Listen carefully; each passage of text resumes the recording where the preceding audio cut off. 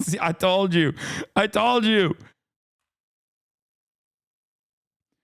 Trump has to now literally fly to Puerto Rico. He has to. Okay?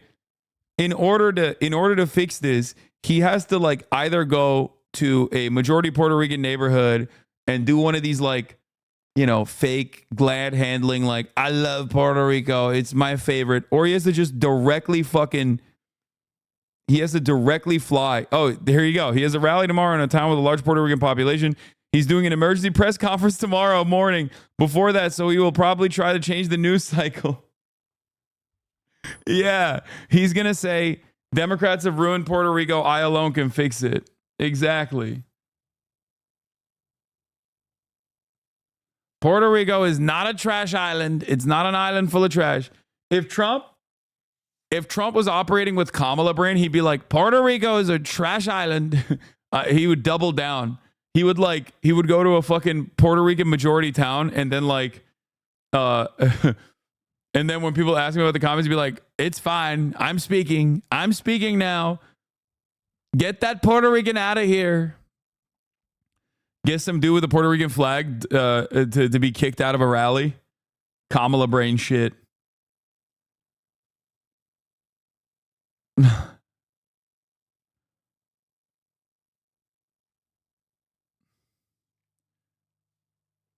$7 a.m. Pacific. He's doing a press conference. At least he'll be awake. Yeah. Yeah. This would be like sending Tony Hinchcliffe to Philadelphia. Like what Kamala Harris did with like activating Richie Torres in Michigan would be like if he just turned around and sent he activated Tony Hinchcliffe again to go to the fucking Puerto Rican town and just be like, we don't like you.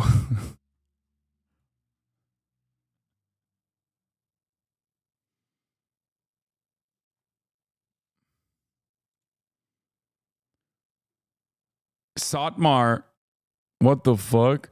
Satmar endorsing Trump is wild law. They're super anti-Zionist, so this might be because Biden is too pro-Israel. It's not wild at all. They're socially conservative. They endorse Dems in every other race.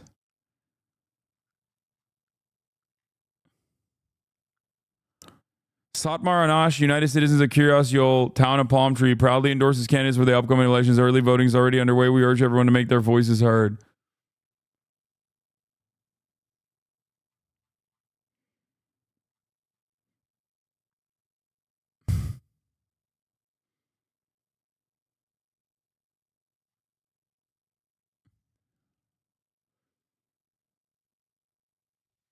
If Trump loses, just remember Tony Hinchcliffe didn't kill himself. Yeah, that's not going to happen. He didn't even jail Hillary Clinton when he won.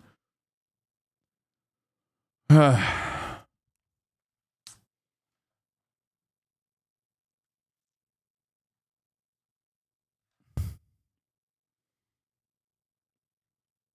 MSG the night before was a Rangers game and it was Hispanic Heritage Night. Yeah, at the end of the day, will this change any votes? I mean, it might activate some Puerto Ricans in Philly. And there's a shit ton of Puerto Ricans in Pennsylvania. There's 500,000 Puerto Ricans in Pennsylvania. So yeah, a lot of people forget that Puerto Ricans in Puerto Rico can't vote for the American presidency, except they're American citizens. So they can move to another state and live in another state and vote in another state as American citizens. So I think maybe, it's best not to do that. Yeah, there's more Puerto Ricans in the US than in PR. It is also funny because, like, how can anybody tell me that this is not directly born out of racism? Americans think Puerto Ricans aren't American citizens, dude. Like, that's it. That's just it. If you will never be able to explain to me how that is anything but just straight up racism. Oh, dude, I don't understand. Oh, that's what it is.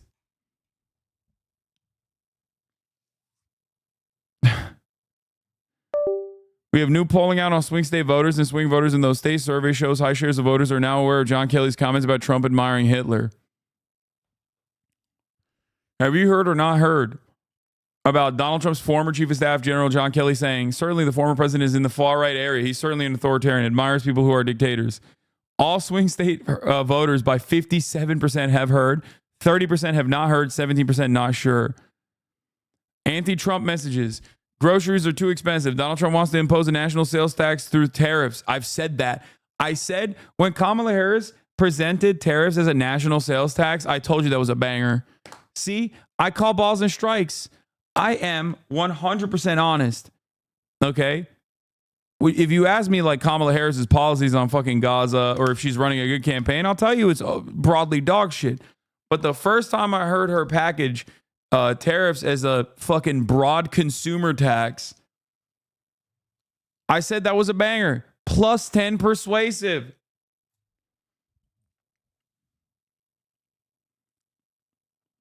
Social Security cuts. Donald Trump wants to gut Social Security to pay for taxes for his wealthy donors. Plus 8. Deficit. Donald Trump will increase the deficit by giving massive taxes to the wealthiest Americans. That's not because people care about the deficit. They just don't like Donald Trump giving tax cuts to wealthy Americans, okay? That's the reason why it's sitting at a plus 8. Americans don't like tax cuts for the wealthy broadly. They do not. They don't. They fancy themselves to be fucking rich one day. But even then, most Americans are just like, yo, what the fuck is this tax cut shit for like corporations and the wealthy? What are we doing? Corporate tax cuts at plus 4, following right after the deficit conversation. I wonder why. Donald Trump only fights for corporations. As president, he'd lower the corporate tax rate and pay for it by increasing the deficit. Don't even talk about the deficit, man. Don't talk about the deficit.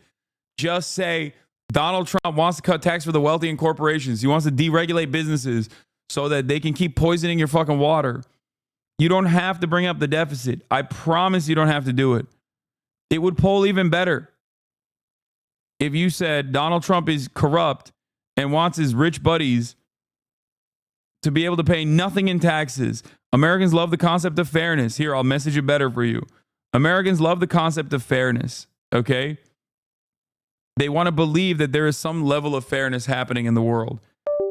It's unfair that the rich keep getting their taxes cut and you get fucking shafted, okay? Just present it like that. Rich interest. Donald Trump is out for the rich, not the middle class. He's on the side of predatory companies taking advantage of normal people. Kamala Harris understands the middle class is the backbone of America. It's kind of blah, blah, blah, blah, blah, middle class, blah, blah, blah. It doesn't matter. Again, deficit reduction. $200 billion in deficit reduction. Yeah. The best possible thing to do is explain to Americans that Donald Trump is in it for the wealthy and corporations.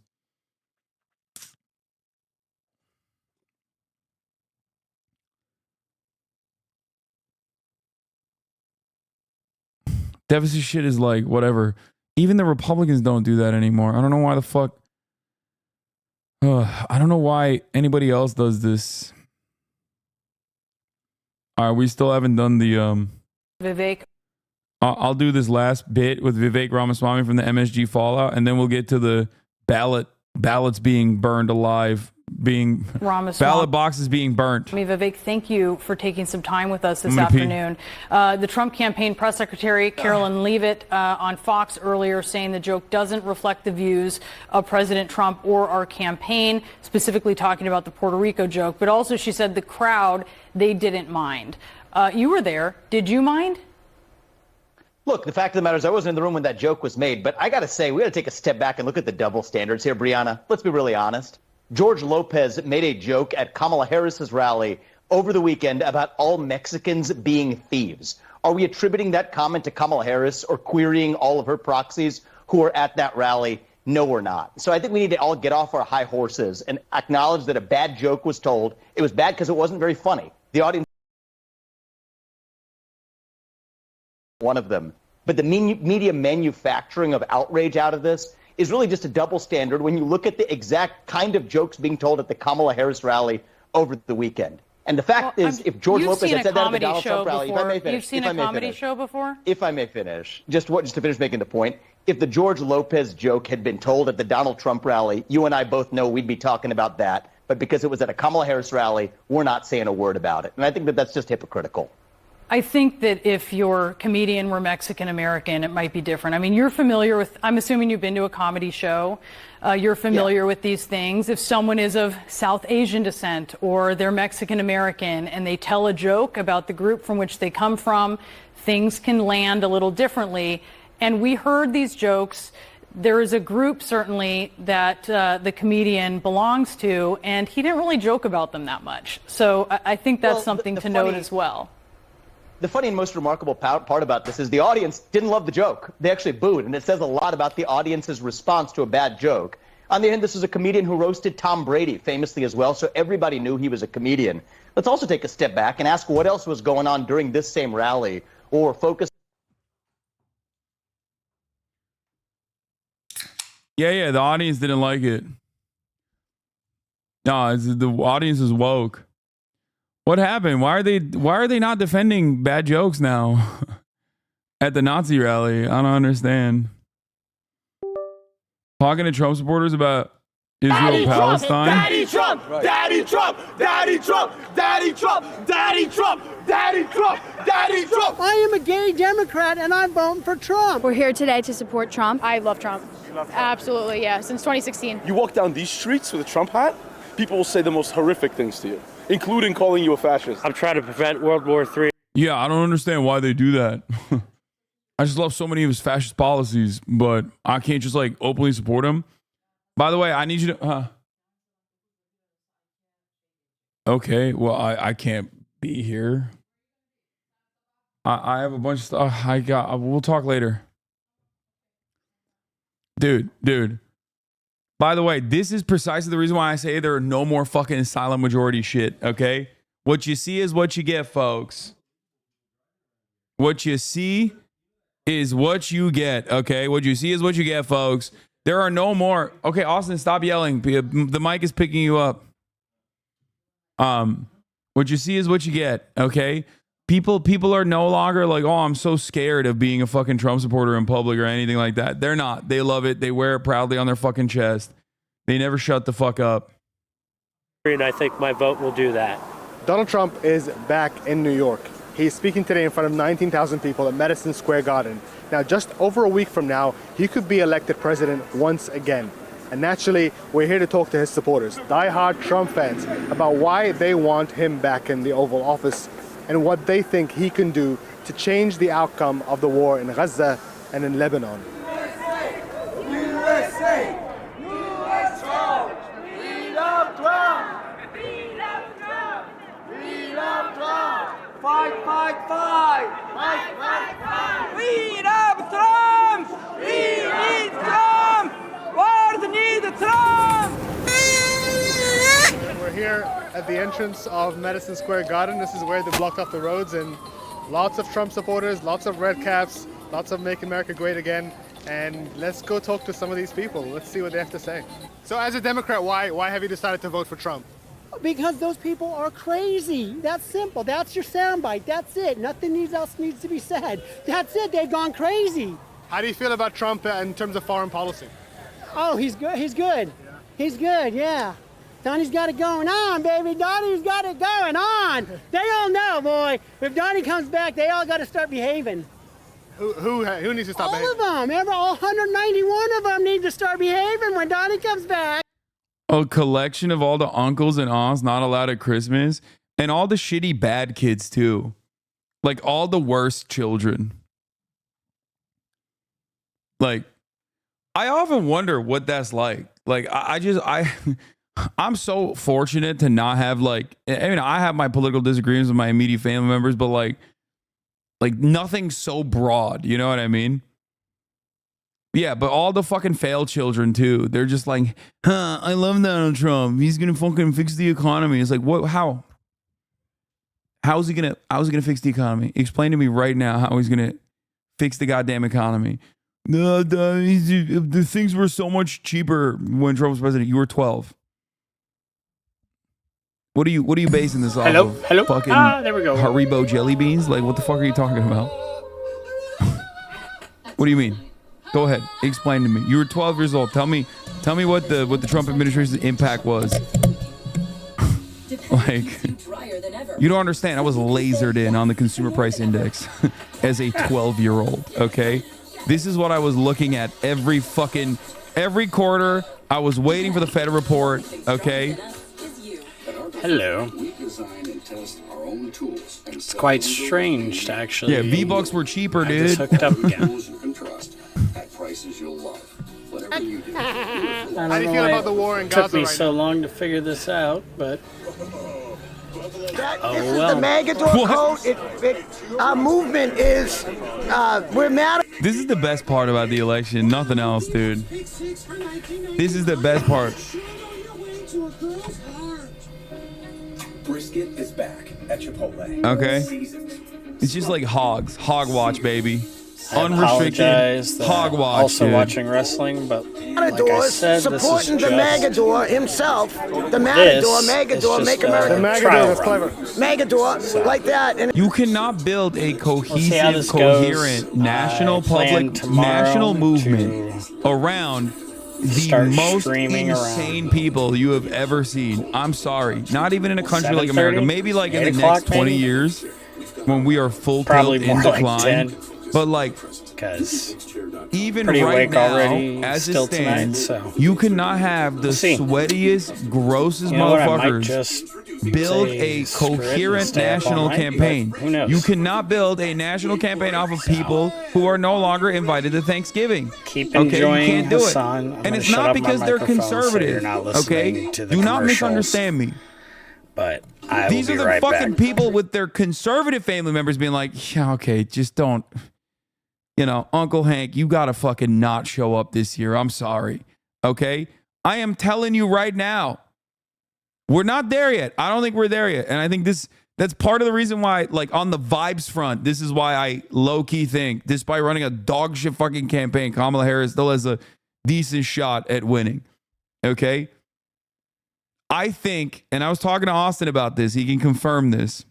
I was talking to Austin about this the other day. I think that there are not silent majority Trumpians anymore, or like even shy Trump voters. I think there is a real phenomena of shy Democrat voters, people who are embarrassed to vote for Kamala Harris for one reason or another, because like, whether it be because of the Gaza policy, whether it be because like they think that she is kind of embarrassing to support. I think, or perhaps even more importantly, wait, Austin said that? When did he fucking say that?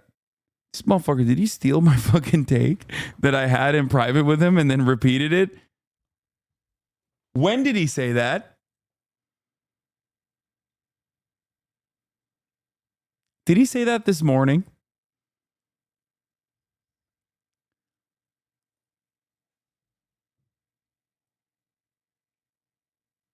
Okay, I can't tell this motherfucker anything in private. I can't tell this motherfucker anything in private. That's crazy.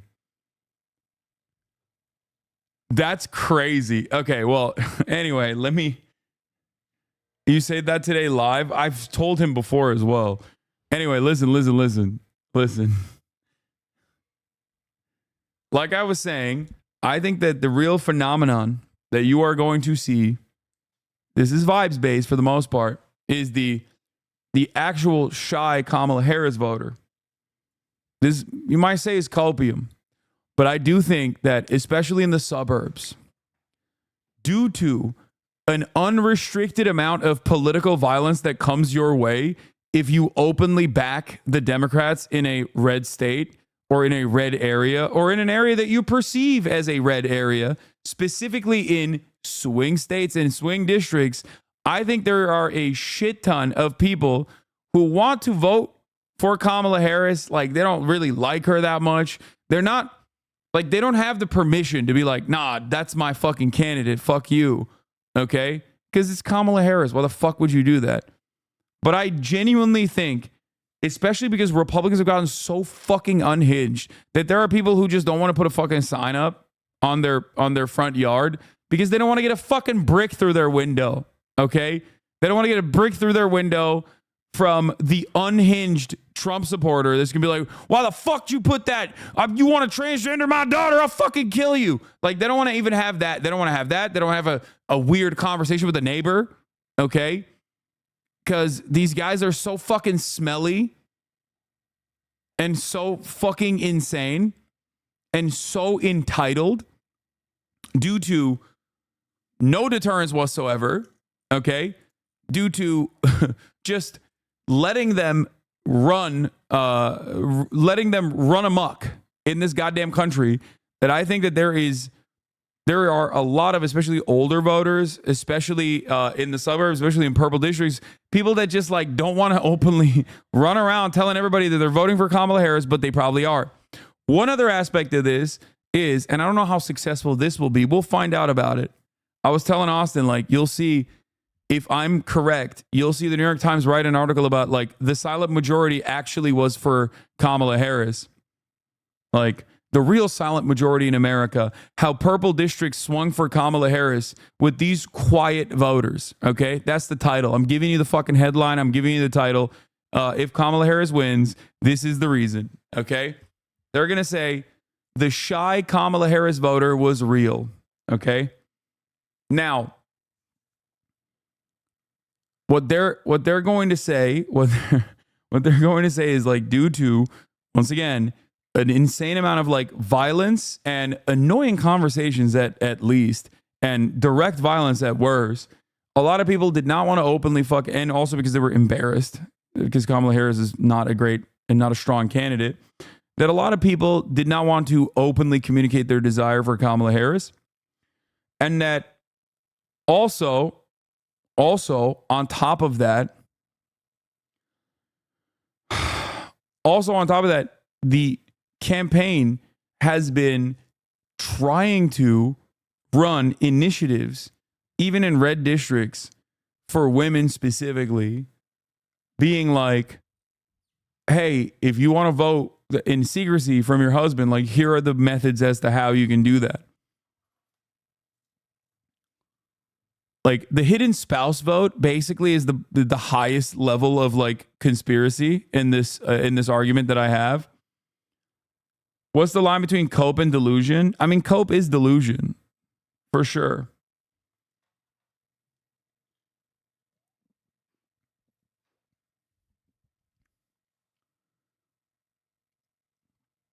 Because I'll say this much.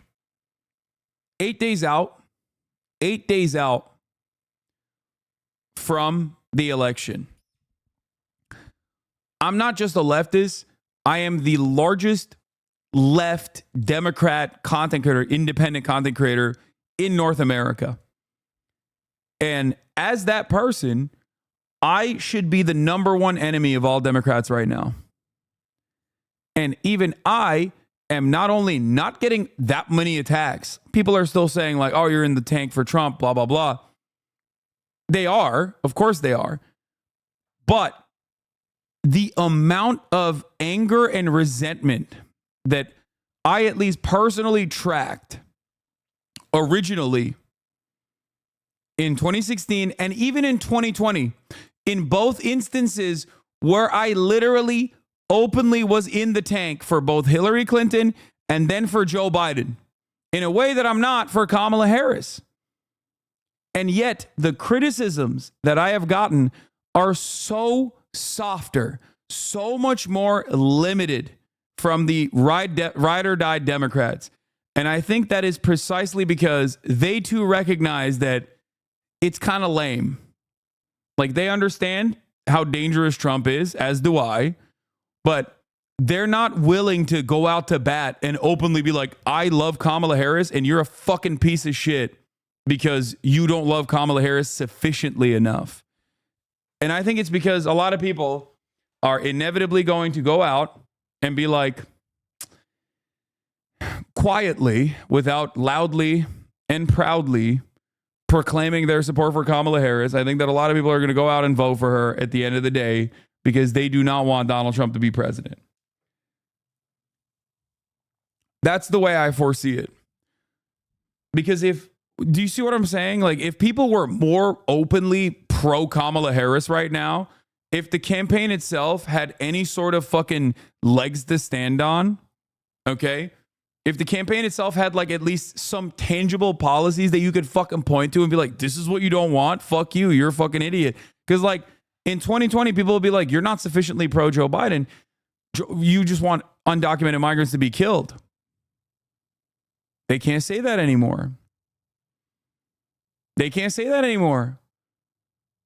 That doesn't mean they won't vote for Kamala Harris, but that means that they're not very openly promoting Kamala Harris. Half the time, people that yell about Kamala Harris and about how people are not voting for Kamala Harris are usually outflanking the campaign. They are actually putting forward messages that the campaign not only has not put forward, but is objectively against.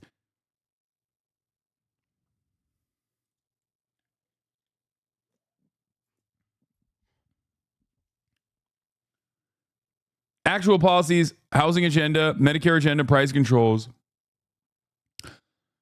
Dude, I have time and time again. The housing agenda is, come on. Medicare agenda, light, but expanding Medicare for at-home care is great. Came very late. There hasn't been enough messaging around it. And price controls have been good, which is precisely the reason why they fucking abandoned it almost entirely. Okay? But all of those issues alone are not enough, because the most significant problems right now that the supposedly potential Kamala Harris voters can't even defend Kamala Harris on are literally, especially if you're online, Gaza. But beyond that, immigration.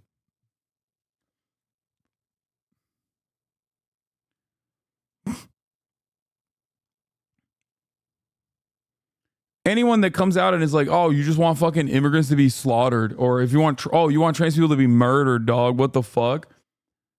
Straight up are outflanking the campaign. They are communicating a desire that they have over the campaign that the campaign itself has not actually outwardly defended, which is pretty funny. But I think that's the reason why. I think that it's one of those situations where I think, like, due to a multitude of different reasons, all of which I laid out earlier, including but not limited to annoying conversations that they don't want to have with people, the fact that like Kamala Harris is like not the most defensible candidate, and also last but not least, the fact that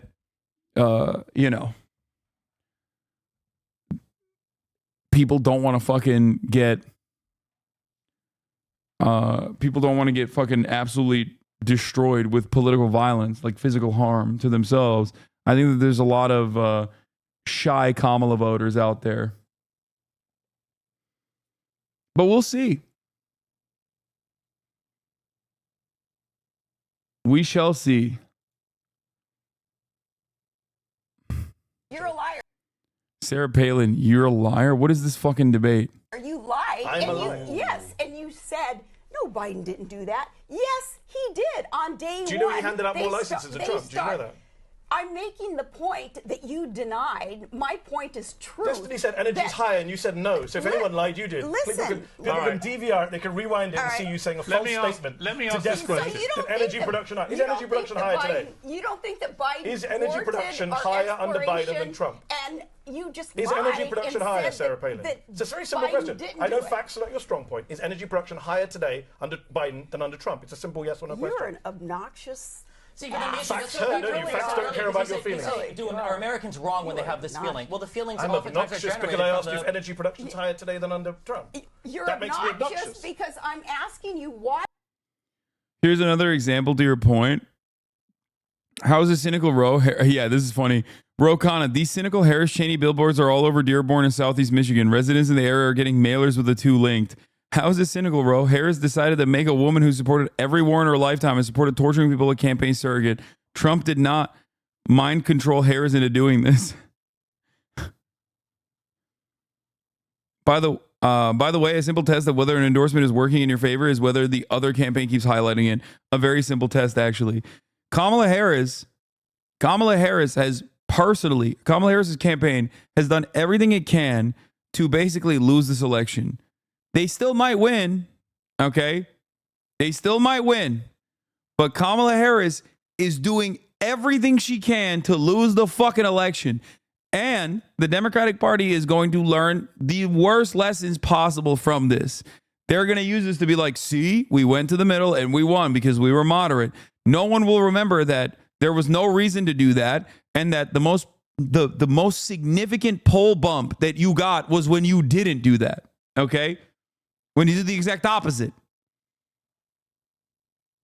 They were like, all right, we saw like an 8 to 10 point swing in the polls. Let's stop. We're getting ahead of ourselves. That's literally what happened. Almost overnight, they saw a 10-point swing. And then they were like, all right, guys, we're getting a little ahead of ourselves. We might actually have to win this election with like really significant percentages. We can't fucking do that. I'm on the Persuasion text team, and we're literally only texting Republicans.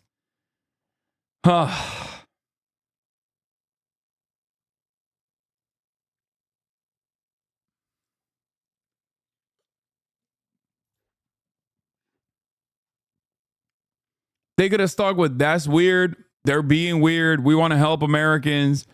And they could have just reiterated and defended Tim Walz's agenda in Minnesota. That's it. That would have been your winning ticket. It would not be a fucking matter of discussion. This is exactly what we were talking about. A legit child who has no idea what they're talking about. President, yeah. For president. And how you feeling? I'm going to be voting for Trump. How you feel, though? I'm feeling good. What are your reasons? What are your policies? What are your issues? Economy and just, yeah, probably for me, economy and the immigration crisis. Immigration. What would you like to see? Why economy? I just think that Trump has more ground in economy, which gives him the most experience in that, and it would improve his, I don't know, just like... Where do you get your information? Where do you get news? I try to stay away from mainstream media, more so like reading articles online and listening to podcasts, stuff like that. Like what podcast? I watch a lot of Rogan, Tim Pool, Steven Crowder, more conservative guys. I'm shocked. Yeah, I'm raised conservative. Yeah. You're part of the manosphere. Have you heard that term? Yeah. That Donald Trump is going after. Pretty much. I don't watch like the more like extreme ones, like Andrew Tate and those ones. Tim Pool's a little extreme. Is he? Come on. Well, I haven't watched him as much because of the...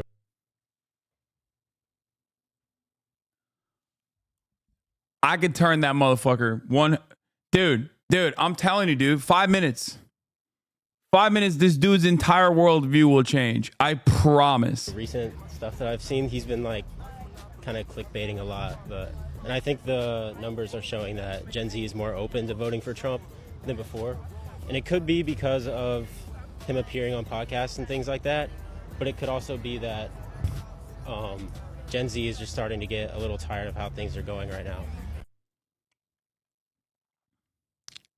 Do these guys reflect out of this or get more red pilled? It depends. If Trump wins and their lives don't change for the better, which it won't, a lot of them will actually start recognizing that they were wrong. There were a shit ton of people who were like, oh yeah, pro-Trump for the memes or whatever. Many of you in this fucking community that now call yourselves like commies or anarchists or socialists or whatever, probably for the memes, said you were pro-Trump in 2016. Oh, he's anti-establishment. Fuck Hillary Clinton.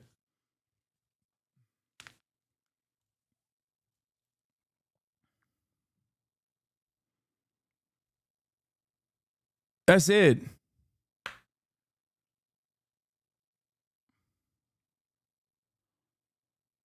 I'm an Army veteran with 2 deployments to the Middle East. I'm undecided as a voter and would love to talk to you about the prominent issues and topics in this election. Care to have me on the show? What? What are your issues, undecided voter? I feel like this is the low level version of people trying to fucking get on CNN. the producer, the media producer brain that I have, immediately I got tickled by it. It's like, ooh, an undecided voter. What are some of your issues that you are undecided on?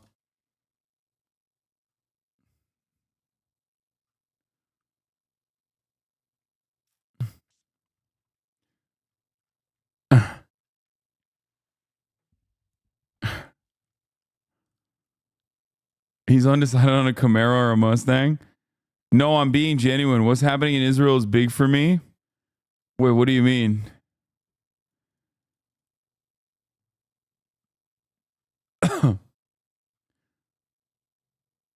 Okay, never mind. He might be genuine. I take it back.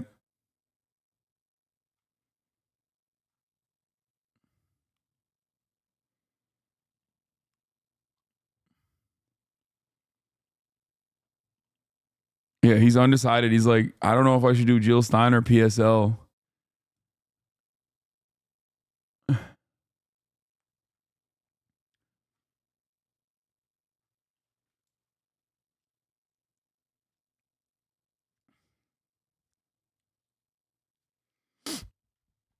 He's like, when I dug in the information listed on org websites, it became clear to me that there's a genocide going on, but our news outlets paint it in a very different way. Okay, good, true. I'm going to let you know right now, neither candidate is going to stop the genocide, okay? Neither candidate. Kamala Harris is not going to stop the genocide. Donald Trump is not going to stop the genocide. So if you're a single issue on that front, good luck. You got to figure out something different. If you really want to vote for either of the two parties, you have to fucking figure out some other reasons. Okay? That's my principle on it. That's my take on it. Neither side is going to stop the genocide. They're not.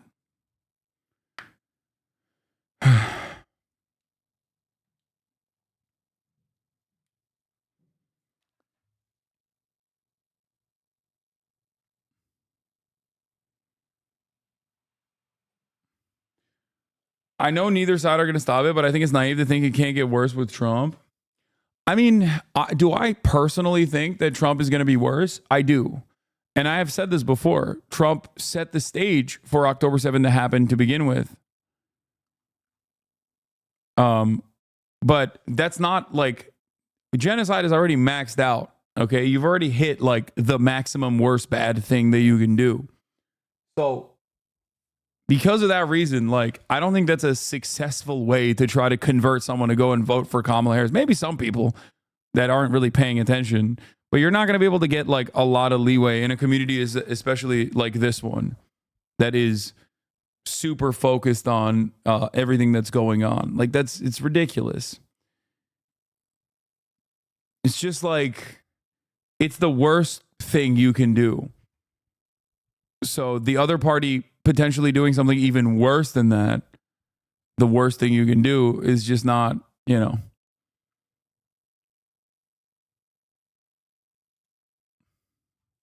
Exactly who the F do I vote for?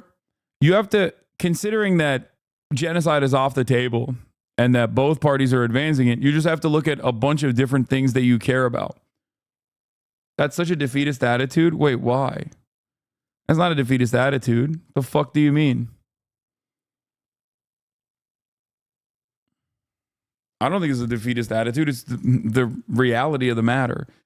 The point is, like, it sounds hollow, and it is hollow, and it is inhumane for the party in power to openly state this, but it literally comes down to both parties are going to do genocide. It's different when Kamala Harris says this than me saying it, but both parties are going to do genocide. So if you care about all these other things in comparison to Donald Trump versus Kamala Harris, then that's up to you. If you consider it completely unacceptable to vote for Kamala Harris due to her defense of genocide, then I also understand that. I will, however, urge everyone not to vote for Donald Trump. That would be stupid. I much respect to you, man. I live content. I just don't think I can vote for either of these two. We got a PSL voter.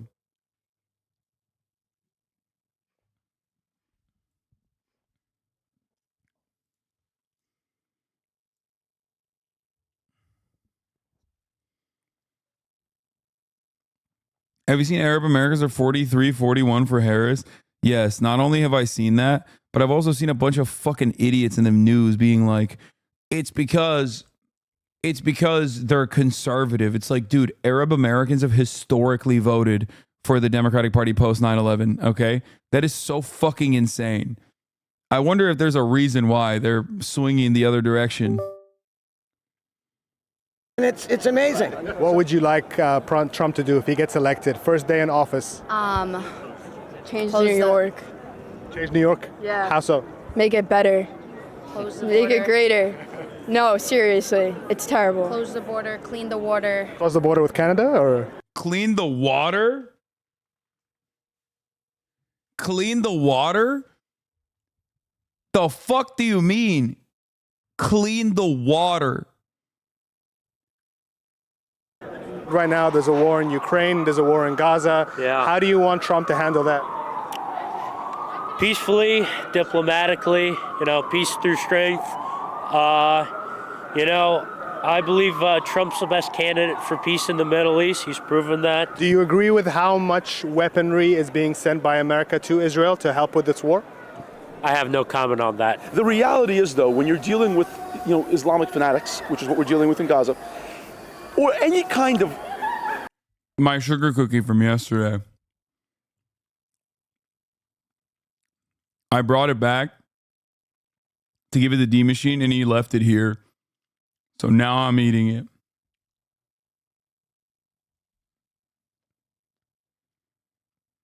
No, the sugar cookie wasn't. Sorry, let's watch. Backward type of group of people. You need to understand that. At least tell them, hey, Jill is the only candidate who wants to stop the genocide. At least say that. Hello? I mean, helping Win Green get 5% of their contributions on the next Democrat. No, I will not do that. No. I will not be doing that. Fuck no. You want to protest, vote for Jill Stein? Go ahead. If you want me to fucking advocate for Jill Stein, that's not fucking happening. Okay. Yeah, I couldn't. Get the fuck out I of couldn't here. advocate for Jill Stein. That they only speak the language of force. How do you feel about the war in Gaza today? I think if Trump was around, it would be over in 1 month. What would he do differently to what the Biden administration is doing? He would make sure that there's no distribution of anything over there, and you'll have the Gazans fighting with Hamas. The distribution, you mean like humanitarian aid? Exactly. So I was bullied growing up in New York City by anti-Semitic children who were taught to hate Jews because of Israel. And this was starting as a... Wow. What is this guy saying, bro? You're voting for Trump because you were bullied by anti-Semitic children? Of course. That is an innocent... Like, what are you saying? Why wouldn't you? First of all, you were bullied as a child, okay, by anti-Semitic children. I wonder what who those anti-Semitic children are voting for in New York. as early as first grade. And how could children know that Jews are bad people? Somebody had to have taught them that. I mean, how do you feel? And it was a Democratic Party. This guy's so stupid. About some of the people that accuse Trump of surrounding himself by people that do have anti-Semitic rhetoric in the past, people like Steve Bannon and Stephen Miller. That was a problem for sure, and that's one of the reasons people like. Yeah, that was a problem. Not that big of a problem though. This guy's awesome. I mean. All right, let's find something to watch and react to.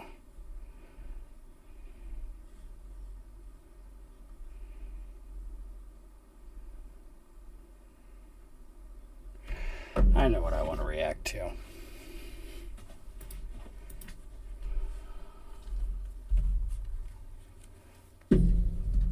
Wow.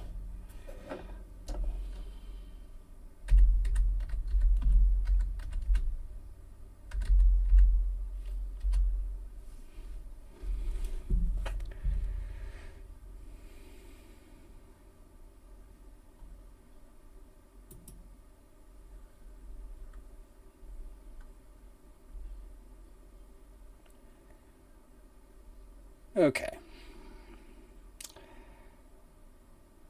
Hello viewers, today I'm going to read through an article from CNN called "He Got Out of Gaza, but Gaza Did Not Get Out of Him. Israeli Soldiers Returning from War Struggle with Trauma and Suicide." Why are we looking at this article today? Well, I think it's a good example of the freakish framing that Western media is willing to adopt in an attempt to humanize perpetrators of a genocide, which is one facet of the normalization of said genocide. As we read, I want to pay attention to the language, the framing, the active and passive voice as these events are described, as the Gaza genocide is covered by CNN from the Israeli soldier perspective, from the apparently sad Israeli soldier perspective. There's some pretty horrific shit that gets cited in this article. I'll let you know before I get to that part. A 40-year-old father of 4, Eliran Mizrahi, deployed to Gaza after the deadly Hamas-led attack on Israel on October 7th, 2023. The Israeli military reservist returned a different person, traumatized by what he had witnessed in the war against Hamas in the Strip. 6 months after he was first sent to fight, he was struggling with post-traumatic stress disorder back at home. Before he was due to redeploy, he took his own life. He got out of Gaza, but Gaza did not get out of him, and he died after it because of the post-trauma, his mother, Jenny Mizrahi, said. The Israeli military has said it is providing care for thousands of soldiers who are suffering from PTSD or mental illnesses caused by trauma during the war. It is unclear how many have taken their own lives, as the IDF has not provided an official figure. So already there are some small cues as to the perspective that this is being framed from. This soldier was traumatized by what he witnessed. Some form of harm was enacted upon him by something he saw but had no direct participation in, apparently. We don't know what was witnessed at this point, and we'll see what it is, but just keep that framing in mind. 1 year on, Israel's war in Gaza has killed more than 42,000 people, according to the health ministry in the Strip, with the United Nations reporting that most of the dead are women and children. The war, launched after Hamas killed 1,200 people and took more than 250 hostages,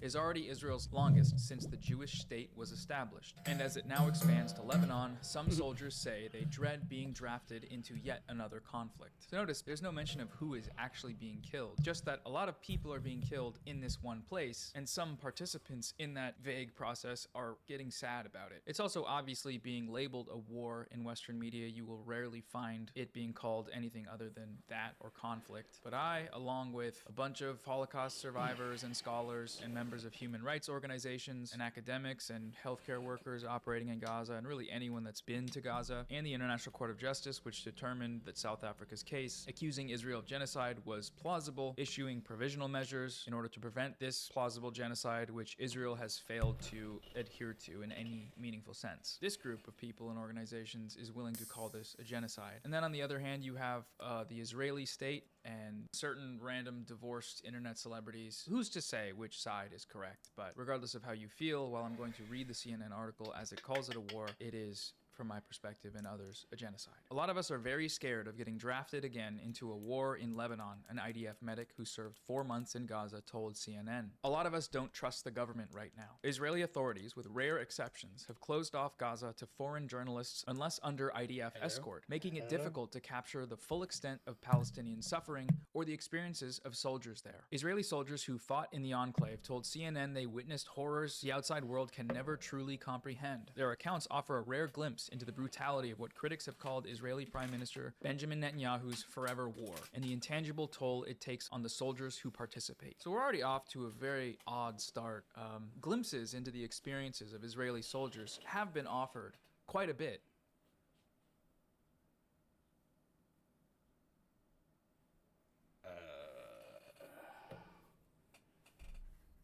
I don't know why that just happened. For the full extent of Palestinian suffering or the experiences of soldiers there. Israeli soldiers who fought in the enclave told CNN they witnessed horrors the outside world can never truly comprehend. Their accounts offer a rare glimpse into the brutality of what critics have called Israeli Prime Minister Benjamin Netanyahu's forever war, and the intangible toll it takes on the soldiers who participate. So we're already off to a very odd start. Glimpses into the experiences of Israeli soldiers have been offered quite a bit by the soldiers themselves when they post photos and videos of themselves on social media, dancing to music as they destroy buildings, rifling through and defiling the homes that they have damaged or destroyed, and playing with the children's toys, or rifling through their clothing to wear women's underwear. Getting a look into the experience of Israeli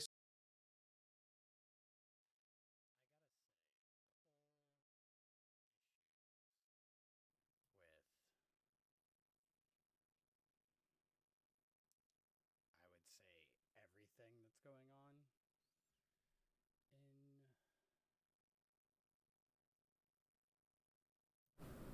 in Afghanistan.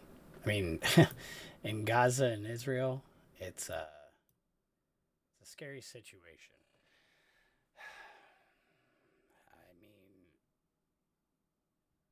how we are allowing the death and the desecration that is going on there is just insane to me. And that we literally just have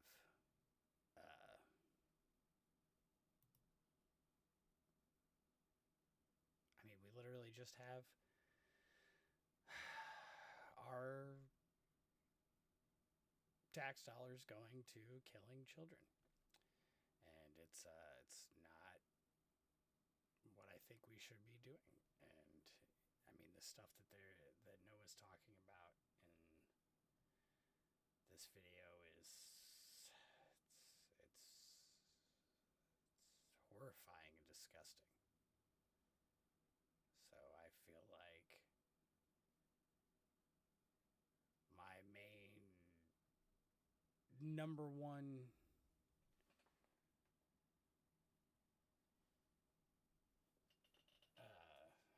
thought in this world is just we need to take care of everyone, yet we allow massive genocide and death and destruction to be all over the place. So let's continue.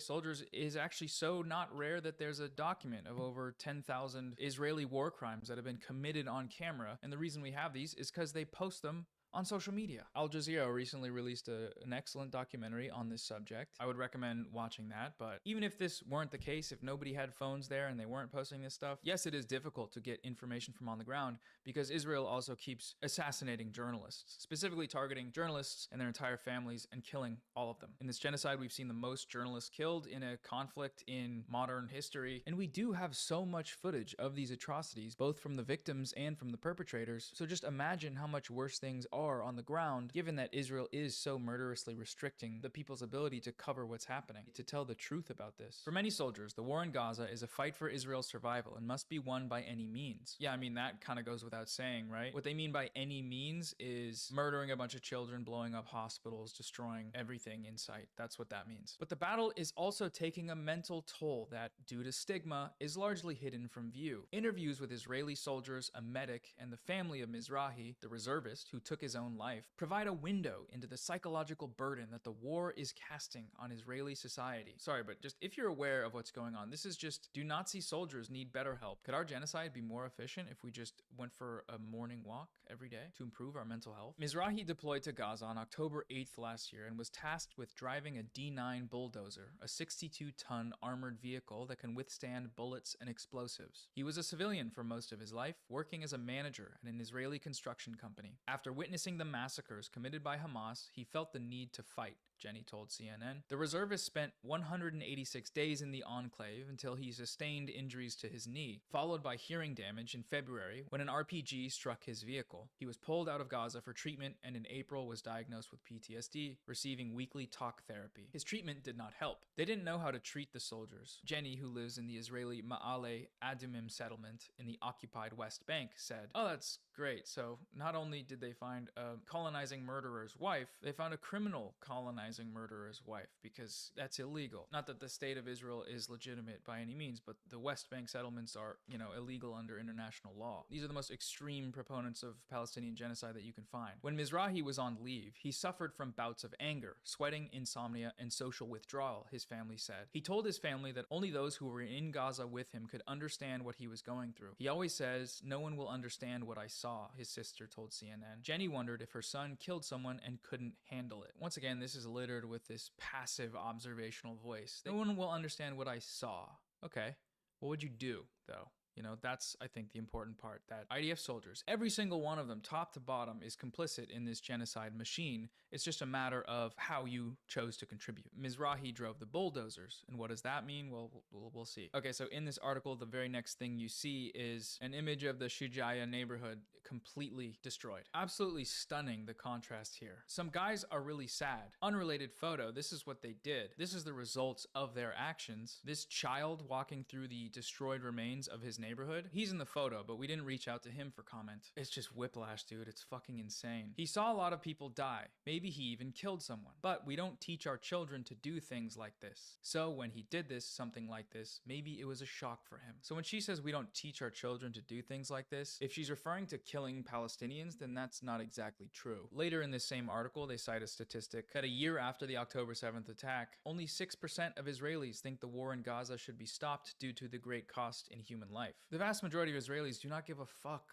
about dead Palestinians. So why is this person acting like volunteering for the military to go kill them is any form of contradiction whatsoever? It's not. It's built into the society. Guy Zakin, Mizrahi's friend and co-driver of the bulldozer, provided further insight into their experience in Gaza. We saw very, very, very difficult things, Zakin told CNN. Things that are difficult to accept. This is where things get pretty disturbing, so content warning for violence, death, and gore. The former soldier has spoken publicly about the psychological trauma endured by Israeli troops in Gaza. In a testimony to the Knesset, Israel's parliament, in June, Zakin said that on many occasions soldiers had to run over terrorists, dead and alive, in the hundreds. Everything squirts out, he added. Zakin says he can no longer eat meat, as it reminds him of the gruesome scenes he witnessed from his bulldozer in Gaza, and struggles to sleep at night, the sound of explosions ringing in his head. When you see a lot of meat outside and blood, both ours and theirs, in quotes, Hamas, then it really affects you when you eat, he told CNN, referring to bodies as meat. So this is the most freakish thing I've ever read in an article. What he's describing here is torture and execution. There's a plethora of evidence, of footage and images of the results of what he's talking about. Perhaps one of the more famous cases of the flattened remains of a Palestinian man run over alive by one of these Israeli bulldozers. And in the images, you can see that his hands are still zip-tied. There was also, of course, Rachel Corrie, the American peace activist, who, while protesting the destruction of buildings in Gaza by the IDF, was killed by a soldier driving one of these same bulldozers. Some Israelis celebrate on this day every year by making pancakes with Rachel Corrie's face painted into them. These are indescribable atrocities, and yet this article is centering the trauma of the perpetrator. Not just the trauma, but how it affects his appetite. Like, what the fuck is this, man? And again, with the totally passive language. These are gruesome scenes that he witnessed from his bulldozer. He's just sitting on the bulldozer and it's doing it on its own. It happened, and the bulldozer is what did it, and he watched it from atop the bulldozer as it was doing it, but it was something he witnessed. Also, I want to note, okay, that's just insane and disgusting, if you ask me.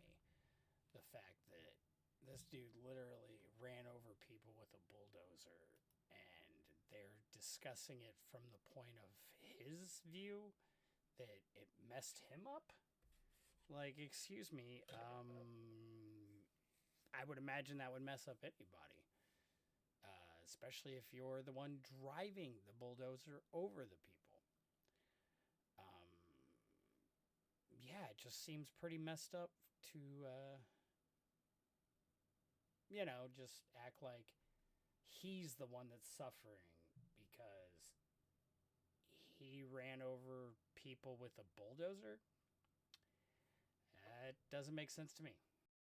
The article's addition of Hamas in parentheses there. I don't know if the person said this or if CNN added it. This is the lie that the terrorist state of Israel must perpetuate, because we know who's dying. It's not Hamas. It's Palestinian civilians. It's overwhelmingly women and children. He maintains that the vast majority of those he encountered were terrorists. The civilians we saw, we stopped and brought them water to drink, and we let them eat from our food, he recalled, adding that even in such situations, Hamas fighters would shoot them. Really? Attacking people that are just trying to get some food? Come on, guys. That's really bad. That's really Hamas of them. Eyewitnesses on the scene have told us that Israeli tanks as well as drones opened fire on this crowd. So there is no such thing as citizens, he said, referring to the ability of Hamas fighters to blend with civilians. This is terrorism. Okay, so now we have a little insight as to why the Hamas label was added. It's because there's no citizens, right? Another genocidal lie that they have to tell themselves, that their leadership tells them in order to continue with this project. When soldiers do encounter civilians, however, many face a moral dilemma, according to the IDF medic who spoke to CNN anonymously. There was a very strong collective attitude of distrust among Israeli soldiers toward the Palestinians in Gaza, especially at the outset of the war, the medic said. There was a notion that Gazans, including civilians, are bad, that they support Hamas, that they help Hamas, that they were hiding ammunition, the medic said. In the field, however, some of these attitudes changed. When you actually see Gazan civilians in front of your eyes, they said, I don't believe this for a single moment, but even if it were true, whatever attitudes may have changed in the minds of these soldiers have resulted in what? Nothing. Nothing has functionally changed. They are still committing genocide. They are still posting about it on TikTok. Our country is still unconditionally supporting it, and the only reason this line is being printed into a major publication is to, in some small ways, obfuscate all of those facts. The IDF has said that it does all it can to minimize civilian casualties in Gaza, including by sending text messages, making phone calls, and dropping evacuation leaflets to warn civilians ahead of attacks. Despite this, civilians in Gaza have been repeatedly killed in large numbers, including when sheltering in areas the military itself has designated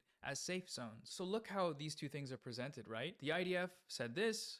The evidence shows that they're actually lying and they're actually murdering a lot of people in some of the most heinous ways possible. Those are just two perspectives for you, the reader, to consider. Anytime you see, well, here's what the IDF said, it takes one search to find out that all of this is a lie. The mental health toll in Gaza is likely to be enormous. Relief groups and the UN have repeatedly highlighted the catastrophic mental health consequences of the war on civilians in Gaza, many of whom had already been scarred by a 17-year blockade and several wars with Israel. In an August report, the UN said the experiences of Gazans defy traditional biomedical definitions of PTSD, given that there is no post in Gaza's context. I mean, this line is just chilling, an outright admission that the suffering will never end, that this is genocide. This point just gets dropped in the article, and then it's immediately followed by turning back to the mental health of the person doing this, right? The IDF soldier. After Mizrahi took his own life, videos and photos surfaced on social media of the reservist bulldozing homes and buildings in Gaza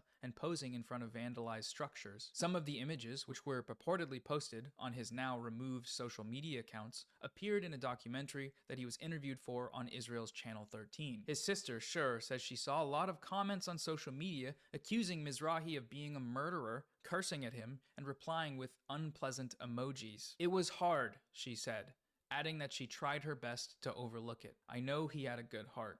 Oh my god, dude. Unpleasant emojis. That's what we're talking about? That's what was hard. Yeah, I gotta say, that's, I mean, how can we focus an article, any article, about the mental health of the occupying force? I don't care what anybody says. I don't care about your religion, your anything. I fully 100% believe that it's completely insane to have an open air prison. Like, I mean, these people had no free will to go and do whatever they wanted or anything like that. And here they were trapped. And I get it. The death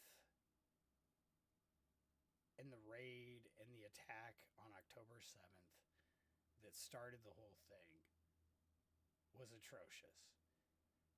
It's disgusting. It is not okay. And I fully condemn Hamas, but I condemn the IDF and Benjamin Netanyahu and anyone who goes over there thinking it's fun to be shooting, hurting, killing anyone. I mean, all you have to do is look at the IDF TikToks and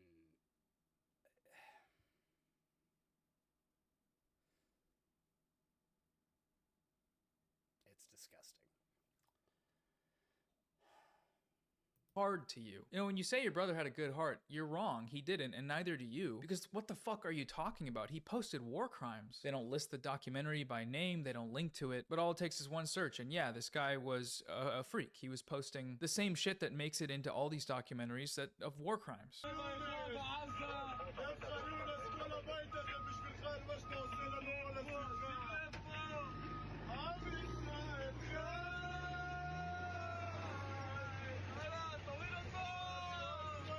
Clearing dead people with debris. Aaron Bregman, a political scientist at King's College London who served in the Israeli army for 6 years, including during the 1982 Lebanon War, said the Gaza war is unlike any other fought by Israel. It's very long, he said, and it is urban, which means soldiers fight among many people. The vast majority of them are civilians. Bulldozer operators are among those who are most directly exposed to the war's brutality, Bregman said. What they see is dead people, and they clear them along with the debris. They go over them. Again, this violence is framed as somehow being imposed onto these soldiers, these terrorists. They were exposed to the brutality. They see dead people, treated completely like the laws of nature, like an inevitable reality. For many, the transition from the battlefield back to civilian life can be overwhelming, especially after urban warfare that involves the deaths of women and children. Sorry, let's get a rewrite on that. For many, taking a break from committing genocide can be overwhelming, especially after entering into a concentration camp to repeatedly murder women and children. That's what's actually happening, but it's here summarized as a really tough time for these guys.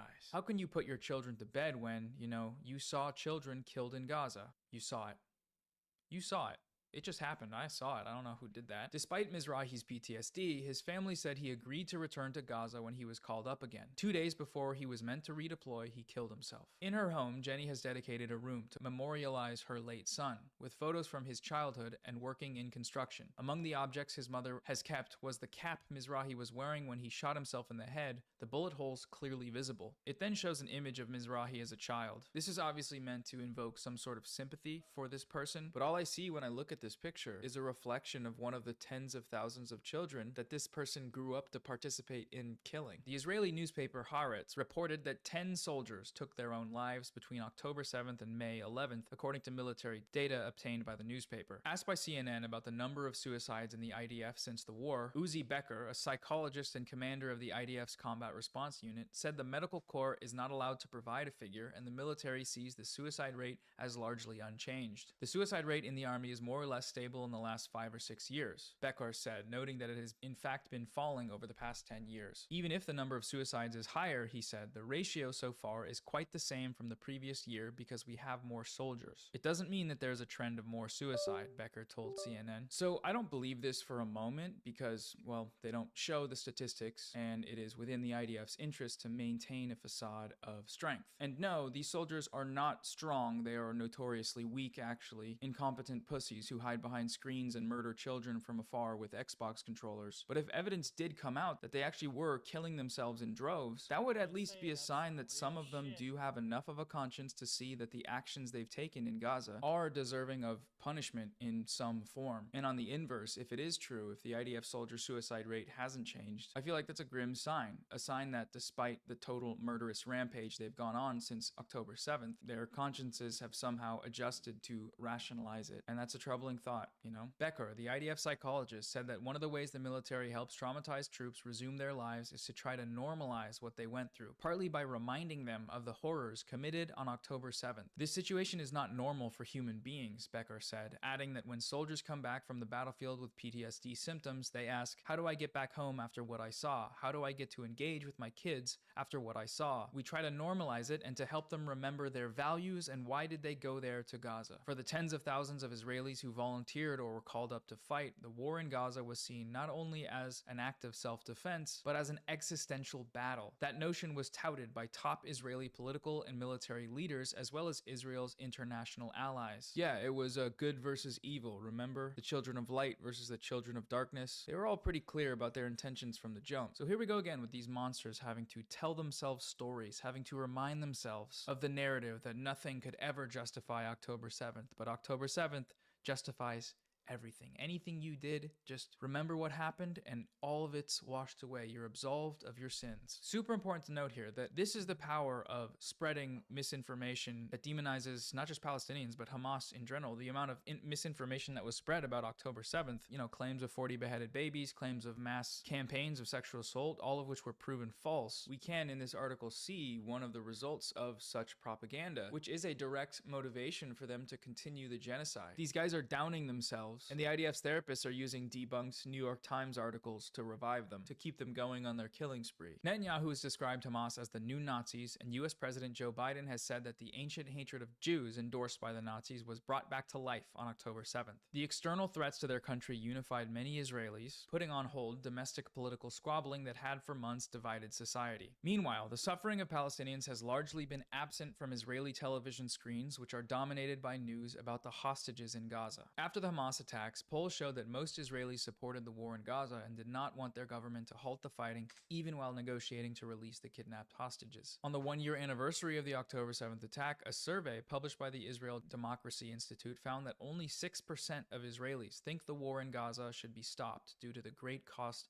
of human life. This is another unfortunate reality of the situation, is that Israel as a society is sick to its core with dehumanizing anti-Palestinian racism, to where all the political conversations about Netanyahu and internal government affairs are all centered around Israeli society itself and the hostages. The hostages being the ones that the IDF itself keeps killing. The genocide doesn't factor into it in any way. Most of the world has caught on to what's going on here. Most of the world's countries have condemned it. Most of the world's countries have called for a ceasefire. Protests against the genocide are some of the largest we've seen in decades. And still, just 6% give a fuck about the monumental loss of Palestinian life. Some soldiers, however, couldn't rationalize the horrors they had seen. When he returned from Gaza, Mizrahi often told his family that he felt invisible blood coming out of him, his mother said. Shir, his sister, blames the war for her brother's death. Because of the army, because of this war, my brother is not here. Maybe he didn't die from a bullet in combat or an RPG, but he died from an invisible bullet, she added,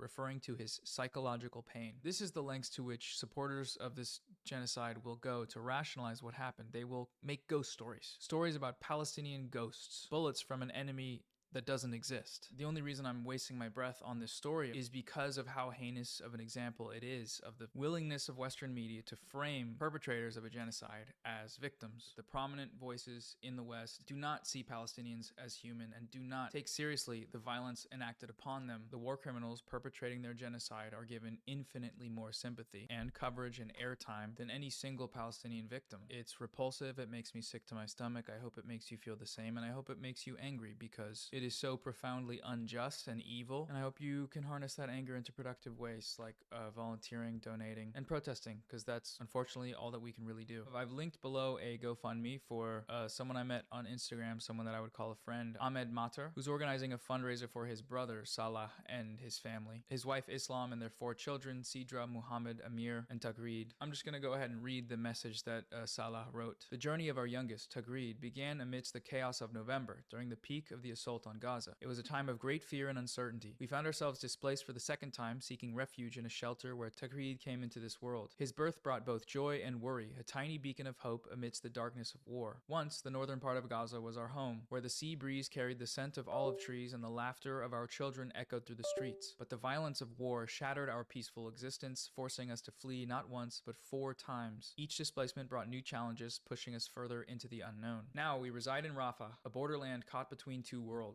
Our home is a tent pitched on dusty plains near the Egyptian border. It offers little protection from the harsh realities of life in a war-torn land. Every day is a struggle to find clean water, food, and basic necessities. Diapers for Tagreed are a luxury beyond our means, and we often must ration what little we have. Despite the hardships, we cling to hope for a better future. Your support can make a world of difference for us. With your help, we can evacuate to Egypt, where safety and stability beckon on the horizon. Your donations will also provide essential supplies like food, clothing, and medical care for my family. Furthermore, your contributions will assist us in rebuilding our lives by helping us purchase clothes and other essential items that we lost in our destroyed home in the north of Gaza. Your generosity offers a glimmer of light in the darkness, guiding us towards a brighter tomorrow. Thank you for your kindness and compassion. Together, we can turn our struggles into stories of resilience and hope. That's it for today's video. Let me know what you thought of this, if I should do more article read style videos, and see you on the next one.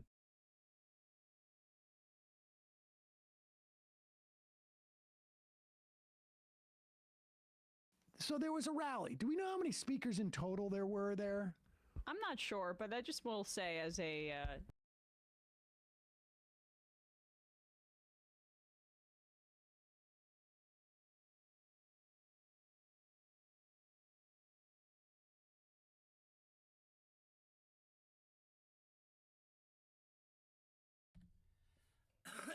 I know all my stuff's just boring blackness right now, but it'll change. I swear it.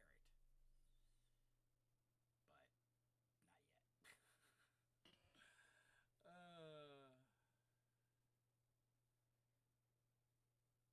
So I'm gonna play some Fortnite.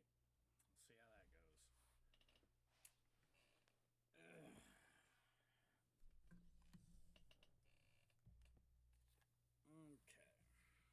Let's get everything ready. It's got everything initializing.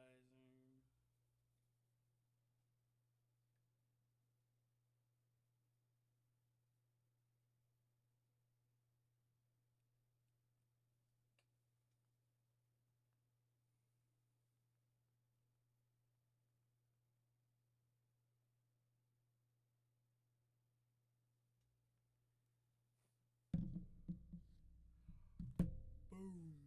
Ha ha ha ha.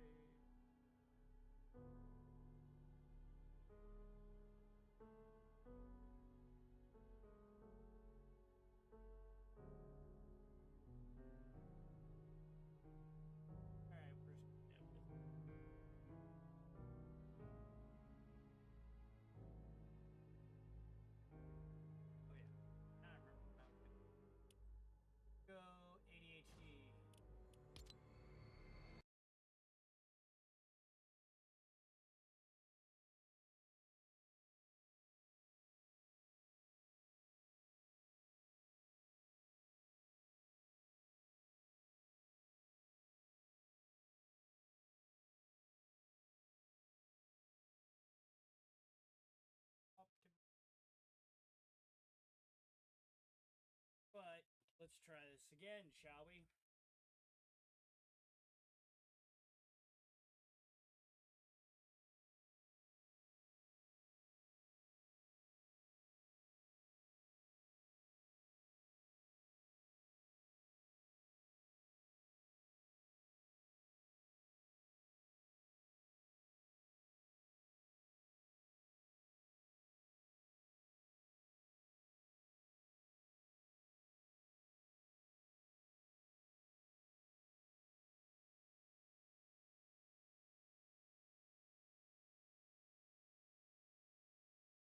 Oh, no. Why, oh, why?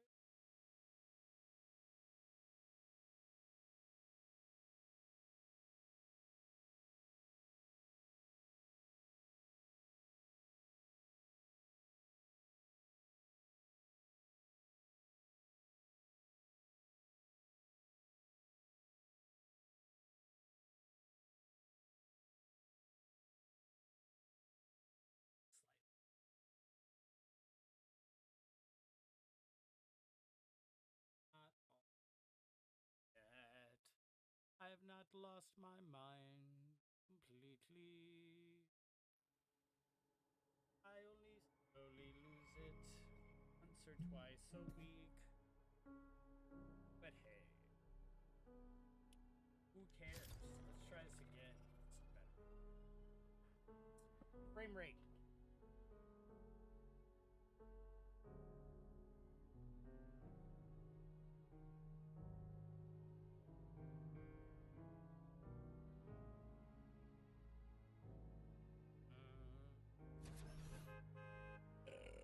Oh no, what did I do? Did I burp?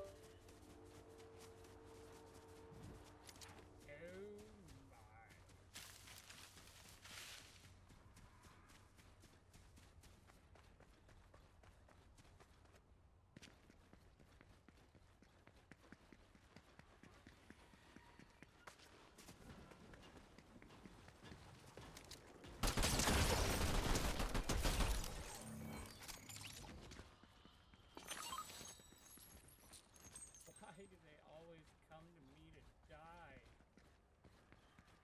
Why?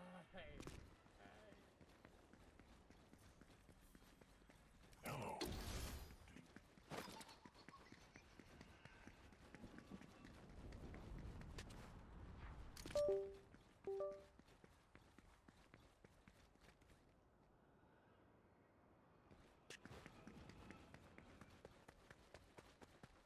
Let's steal this car.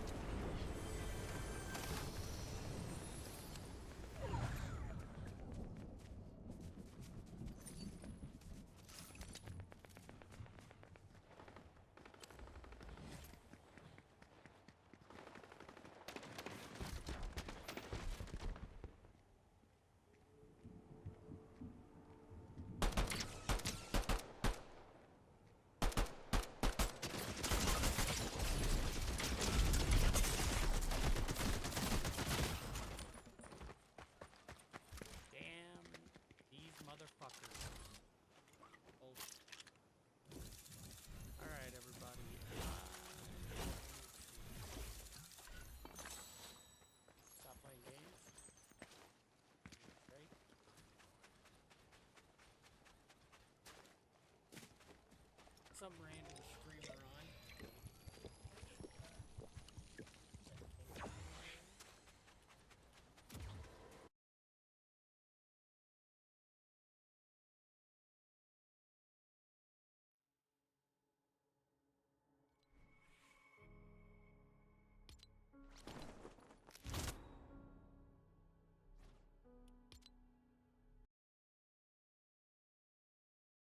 Damn. Still going. You know what, guys? I'm gonna leave you with listen to him. Joe. Back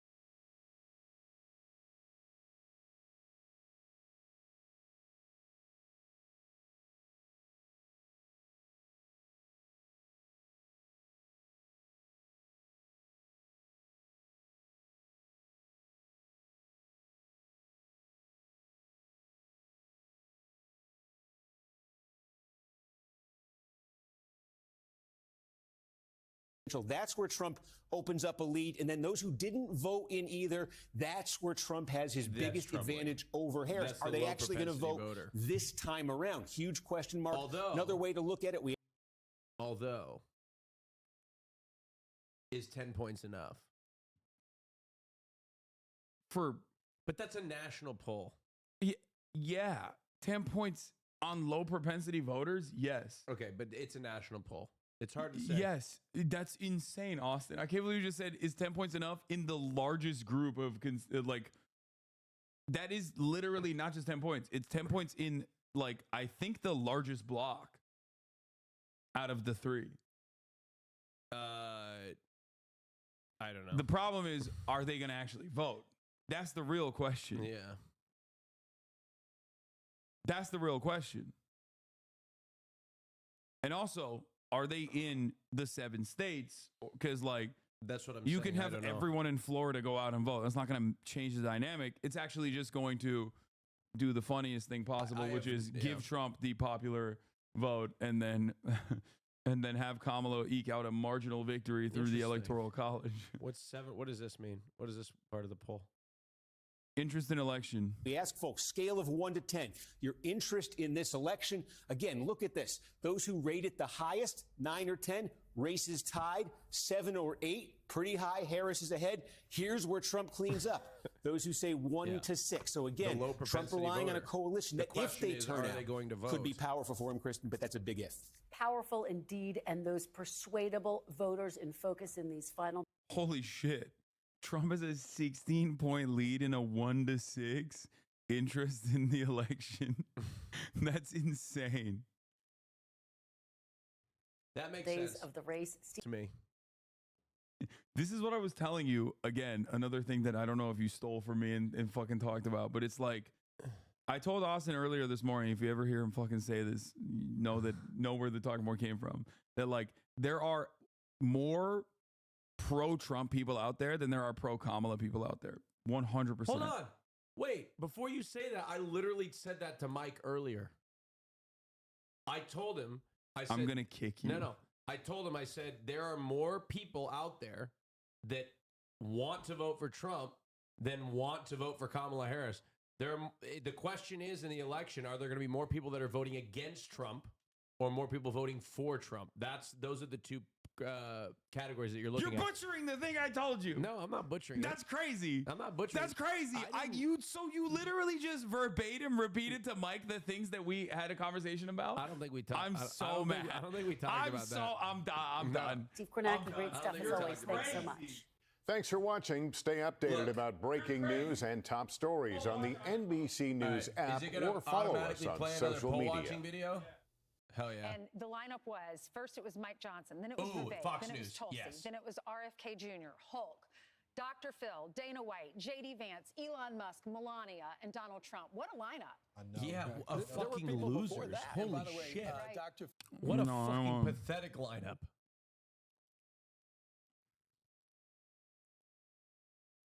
I want to do more Hogwatch. Yeah. Wait, is there more like are there did the nice guy, what are those people called that go out and interview people? The good guys? Good guys? Is there any more Hogwatch from them? In your positions, Really I quickly, question though, you on that because Caitlin, I was just in New York City. I believe that's where you are. This is me and Austin. I swear to God. This conversation is me and Austin. Broadcasting who am live I? from tonight. Carrie Lake. What do you mean? No, listen to what she That's says. where you are broadcasting live from tonight.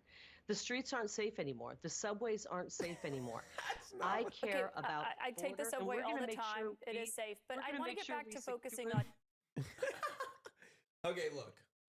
When someone who In lives another in universe. when someone who lives in a fucking suburb ever encounters the city, this is their immediate reaction. Why is she? What do you think happened with her? Oh yeah. Have you watched this yet? No. Oh, I'm so horny for it. Let's watch it. Hurricanes that happened in. Hurricanes? I think that they want the land. You know, I think that the government wants the land, and this is what they did. What? But what do you mean what they did? They made a fake tornado. Yeah, they planted whatever they do. They pull it. I mean, okay, at a certain point, you got to realize, like, a person that looks like that is going to have that opinion. I guess, but my God, like, I don't even know, like, like, come on, look at her, dude. I guess, but Jesus Christ. Come on. Like, what the fuck is she wearing? They all look like football fans that like don't know how to like articulate the details of like the sport that they're cheering for. You know what I mean? But that's Like we need a new fucking quarterback. You think I the mean, he fucking government- drops back the pass and they fucking sack him. And like they Manipulate need the- a fucking new coach. Like they don't know what the fuck. government is not. Are you our waiting for me to friend, unpause? sir. The government is not our friend. Do you think the government created the hurricane to hurt the United States? Absolutely. Not to hurt the United. They want the land. They want the land What? for the Not to for hurt the yeah, for United States. They want the land. It's a distinction, sir. What is that? The batteries, uranium stuff, whatever it is. Lithium? Lithium. The lithium. That. The only reason I know that is because another lady at a Trump rally told me. Oh, they know. You don't know. You watch the news? You know. I do watch the news. Yeah. Do you watch the news? No, not all of it.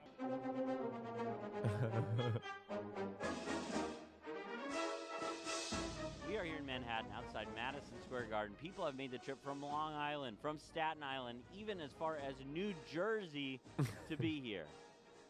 Did you guys come in from Staten Island, Long Island, or New Jersey? Long Island. New Jersey. Long Island. Long Island. New Jersey. All right. So there you have it. Do you want Trump to be a strong leader? He is a strong leader. Do you want him to be like the strongest president in history? He already has been. Do you want Donald Trump to go after some members of the media? Absolutely. The media needs to be corrected. It's just so biased. It's ridiculous. Do you consider Donald Trump a nationalist, an ultra-nationalist? Absolutely. Trump gets along with everything. Trump keeps the peace. Trump makes the economy better. Do you think Trump is the only guy for the job right now? He is the best candidate. The best candidate? And the toughest. We need him. Do you think Trump is a fascist? No. Have you heard the reports of his former chief of staff, John Kelly, saying he believes Donald Trump is a fascist? Nope, don't believe it. Don't believe it? Nope. He said he's a fascist. He gave the definition of fascism. He was like he is an ultra-nationalist. He wants to go after his enemies, the media. He said he's like a strongman candidate. What's your thoughts on that? Trump Don't is gonna believe it. correct everything that needs to be corrected, and the poor guy's been just beaten to death Oh my God. by the wrong dude. side. But you don't think he's a fascist?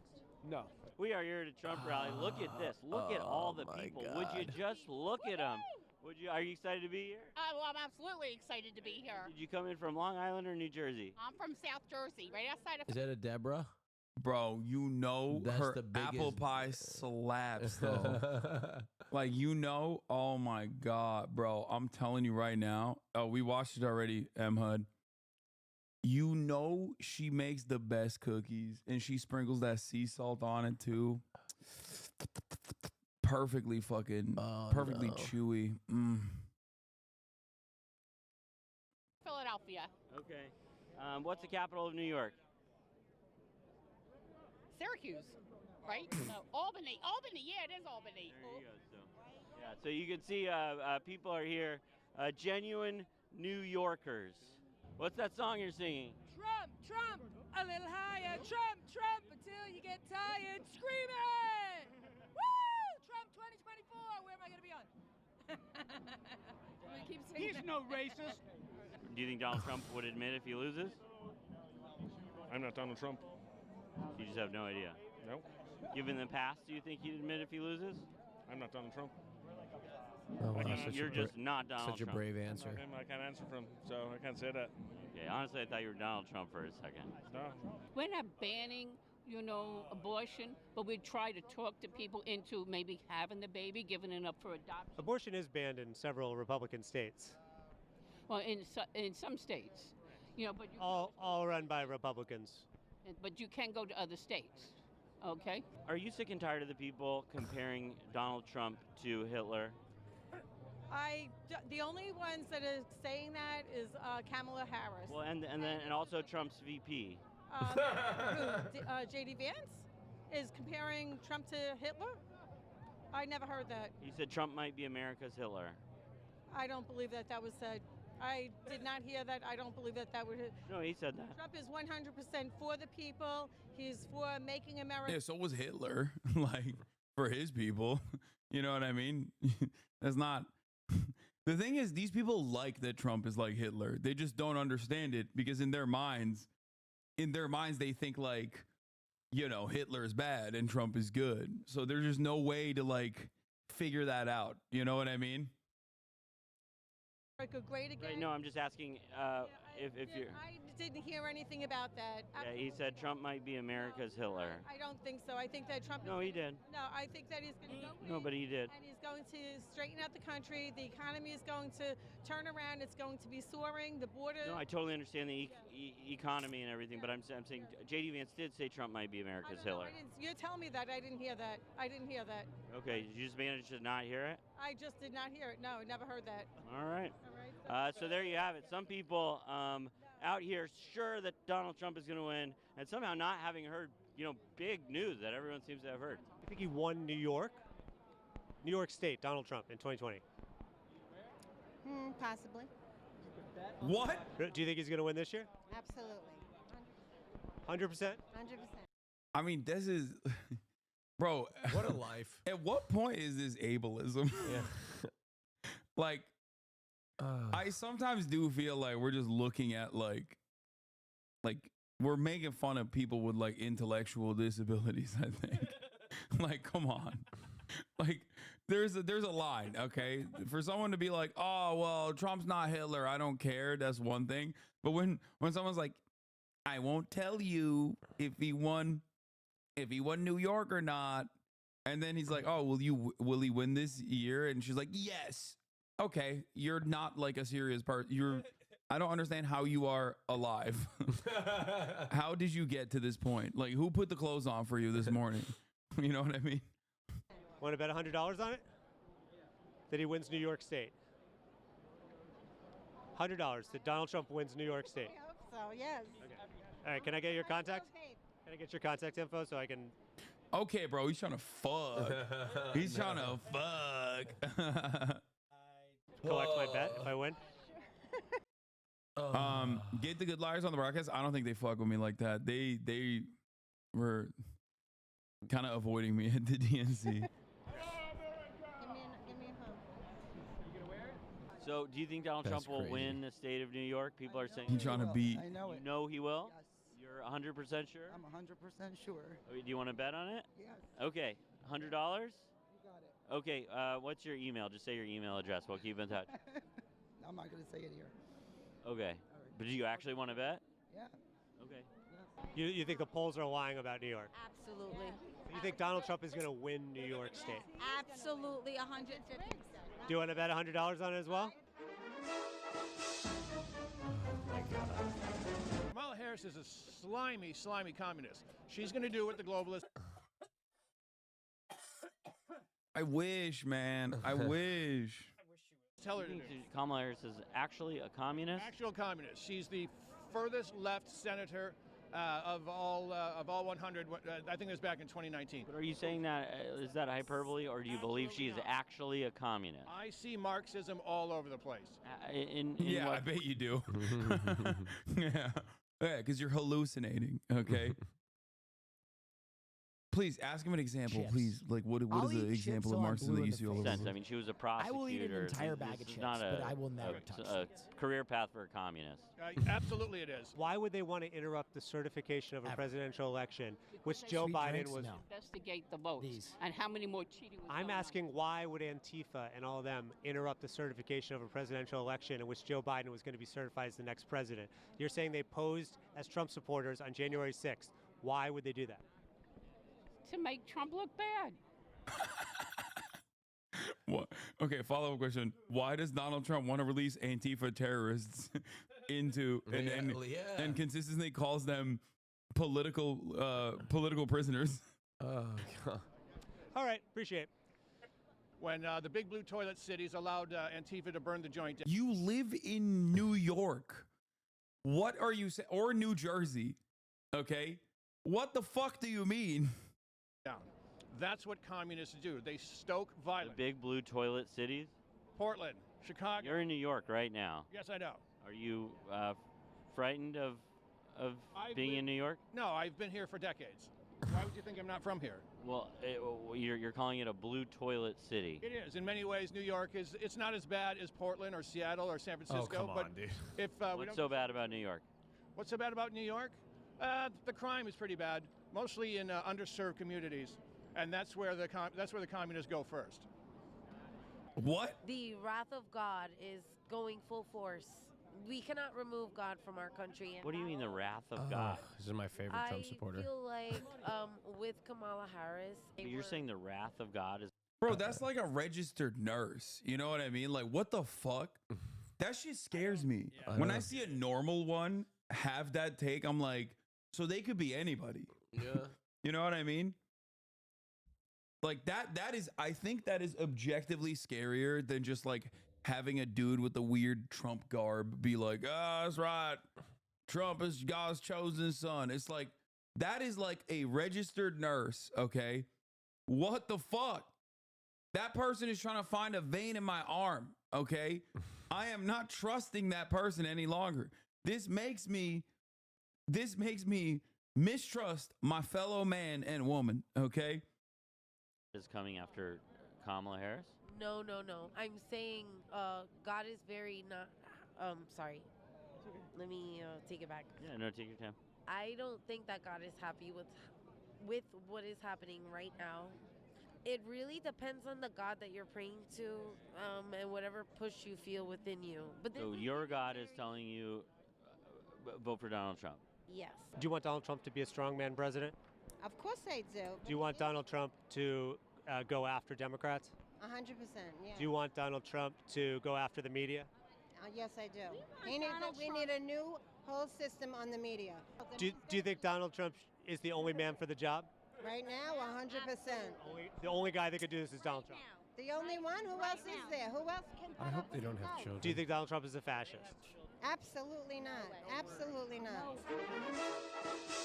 Oh, they do? Oh, God. They do. Hey, thanks for watching the video. We want to remind you. Each? 10 each? There's a chick in my trade school who says God clearly speaks to her in her head and preaches at anyone. I don't get it. That was depressing. Are there more like insane loonies out there, or is it the internet that like made more loonies? I feel like the internet. I mean, I've met a couple people like this at the rally, like at my gym. Like I've met people. I got into a debate about. That's my least favorite part of living in Los Angeles is that I never see these fucking freaks. Dude, there's so many of them. Like I've seen them. I've met them. I've debated them. Actually, that's not true. I see them at like public parks and shit. But they're like half the time it's like you can't tell if the person is like homeless or not. I just can't. I can't debate them anymore. Like it's insane. Like you can't. I can't do it. Just go to Huntington Beach, Lamau. Yeah, no thanks. You can't reason with that level of stupidity. There's no reasoning with it. Because you just back them into a corner where they're just like denying things that are right in front of their face. Nope. That's what eventually you get to. Yeah, I mean, can't argue so with much. I've talked about this before, but like, so much of like the pro-Trump sentiment, like this is genuinely, this is worse than it was ever before. But so much of the pro-Trump crowd just stems from not knowing a thing. Yeah. Like, just not knowing simple facts about a certain issue. Maybe. Willing to admit it. Yeah. That's what it is. All right, everybody. That's it for tonight. Austin and I are going to watch Bodyhead episode 3. That's right. And Hassan's going to order me more food. And then I'm going to make you a sandwich. You want me to make you a sandwich? What? Yes. I want a sandwich. Nah, you ain't getting a fucking sandwich, Are you bitch. fucking kidding me? Yeah, fuck you. Fuck. I'm going to have to order food then. All right. Well, anyway, love you all. I'll see you tomorrow. I'm going to have Greg Kazar on tomorrow. Texas's very own. And I'm going to get Austin to ask him questions about how Texas is going to turn blue. Yeah. We'll figure it out. Anyway, love you all. See you tomorrow. Bye.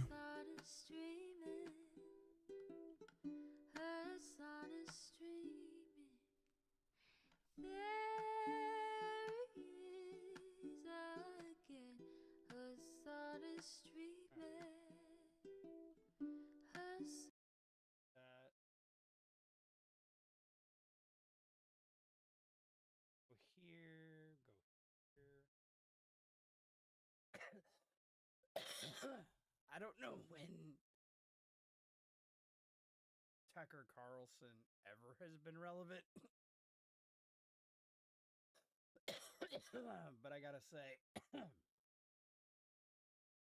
this shit, ever since he lost Fox News, he is mind-boggling. No way that Trump came up with that by himself. This guy is unintelligent. He's a con artist. And he just spouts whatever he's given to spout at the time.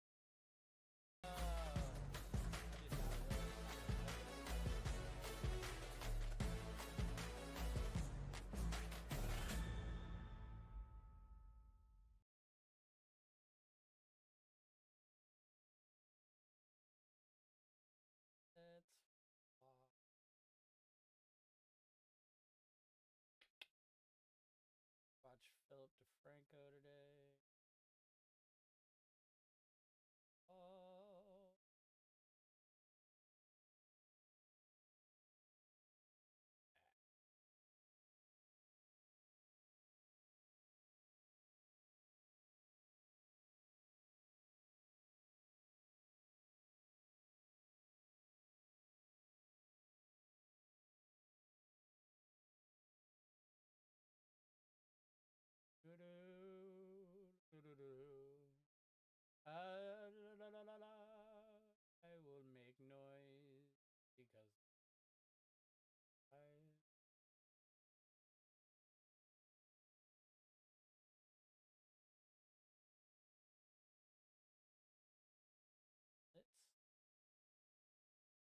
Corinthian colleges taking it.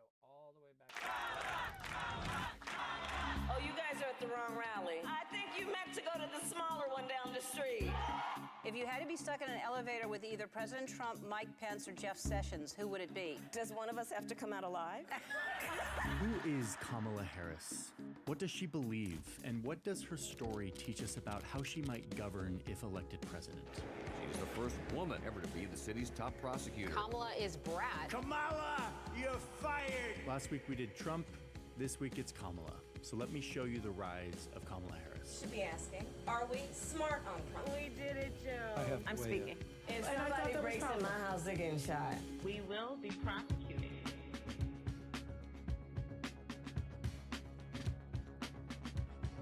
My mother had another lesson she used to teach. Never let anyone tell you who you are. You showed them who you are.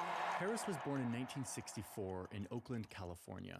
Her father had come to California from Jamaica to get his PhD in economics. Her mother immigrated to the US from southern India, landing in Berkeley, California for the same reason as her father: education. Her parents were married and had 2 kids, Kamala and her younger sister Maya. Growing up, Kamala and her family lived in a mostly black neighborhood in Berkeley. Eventually, her parents divorced in 1972, and Kamala and her sister were raised mostly by their single mother. And it sounds like many single-parent households, it was pretty tough. One thing we know for sure is that Kamala's mother was a major influence on her as a child. My mother was a brilliant, 5-foot-tall, brown woman with an accent. And it was mostly my mother who raised us. So my mother, that was my mother. And her mother is the origin of this now viral quote. I don't know what's wrong with you young people. You think you just fell out of a coconut tree? You exist in the context of all in which you live and was created for you. Coconut tree. Kamala's childhood was happening just at the time the civil rights movement was at its height.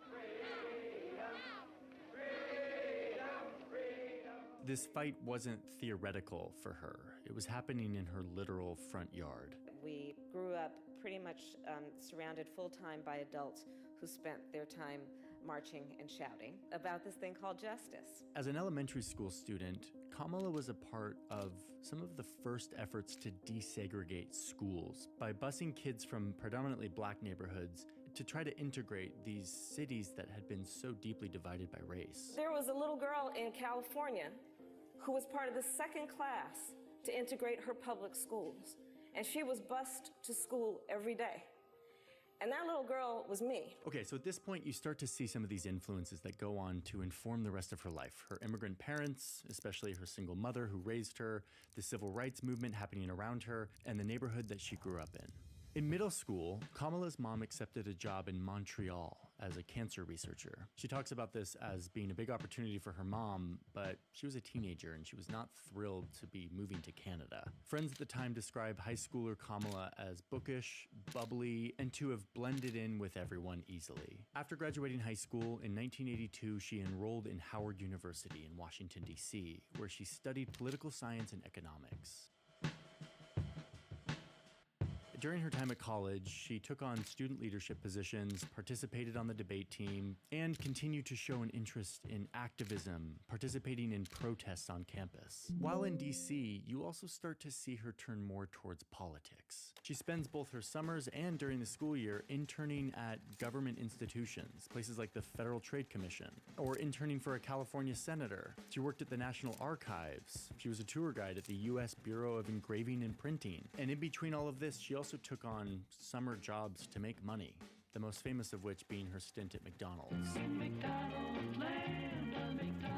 Which, like, during this election, people have been trying to debunk or, like, spread rumors that she didn't work at McDonald's, like it's some highly controversial thing. Anyway, the point here is there's a major paradox happening in Harris's life that we start to see. On one hand, she's influenced by activism. She's critical of government. She's protesting it, while also working within old government institutions that she was often critiquing as unfair. This is a major theme within her life, one you can see in this speech that she gave to Howard graduates in 2017. You can march for Black lives on the street, And you can ensure law enforcement accountability by serving as a prosecutor or on a police commission. Somebody is going to make the decision. So why not let it be you? Okay, so it's the mid-'80s, and Harris returns to California for law school. This is where we start to see more influences. Like one summer, she was an intern at the Alameda County District Attorney's Office, and she gets her first real taste for how powerful a role as a public prosecutor can be. I was working on a case, and I realized that among those arrested was an innocent bystander. But it was late on a Friday afternoon. The case would not get called until Monday. I pleaded for the judge to come back. I would not leave until the judge finally gave in. And when that happened, with the swipe of a pen, this woman got to go home to her children. That woman taught me that when you see something in front of you that's wrong, you can just go ahead and do what you know is right. Okay, so we're now getting to the point that got me really curious about Harris. We have this list of initial influences that have informed her life, but now we get to the more visible part. What she did when she was in the public eye, during her career, her decisions, her words. They paint a picture, and I want to show it to you. Most important things don't come easy, so it's not going to be a cakewalk. There's a lot of work to do. Okay, but before we dive in, let's define this word prosecutor, which is a word that you're going to hear a lot when you talk about Kamala Harris. A public prosecutor is the government's lawyer. They are responsible for presenting the evidence and the case against people or businesses accused of committing a crime. And here in the United States, they're often seen as hawks. They're tough on crime, responsible for upholding America's habit of throwing millions in jail for nonviolent crimes. Okay? Public prosecutor. Big part of Kamala Harris's life. So after law school, Harris becomes a public prosecutor in California. First in Alameda County, and then for the city of San Francisco, and then eventually for the entire state of California. So now Kamala Harris, this activist turned kind of politician lawyer, takes on the role that is kind of the definition of tough on crime, working to convict criminals, advocating to lock them up, and upholding the status quo of our justice system. Serious and violent crime, lock them up. But Harris says that she's a different kind of public prosecutor. She calls herself a progressive prosecutor. Huh? This strikes people as kind of a contradiction. Are you soft on crime or are you tough on crime?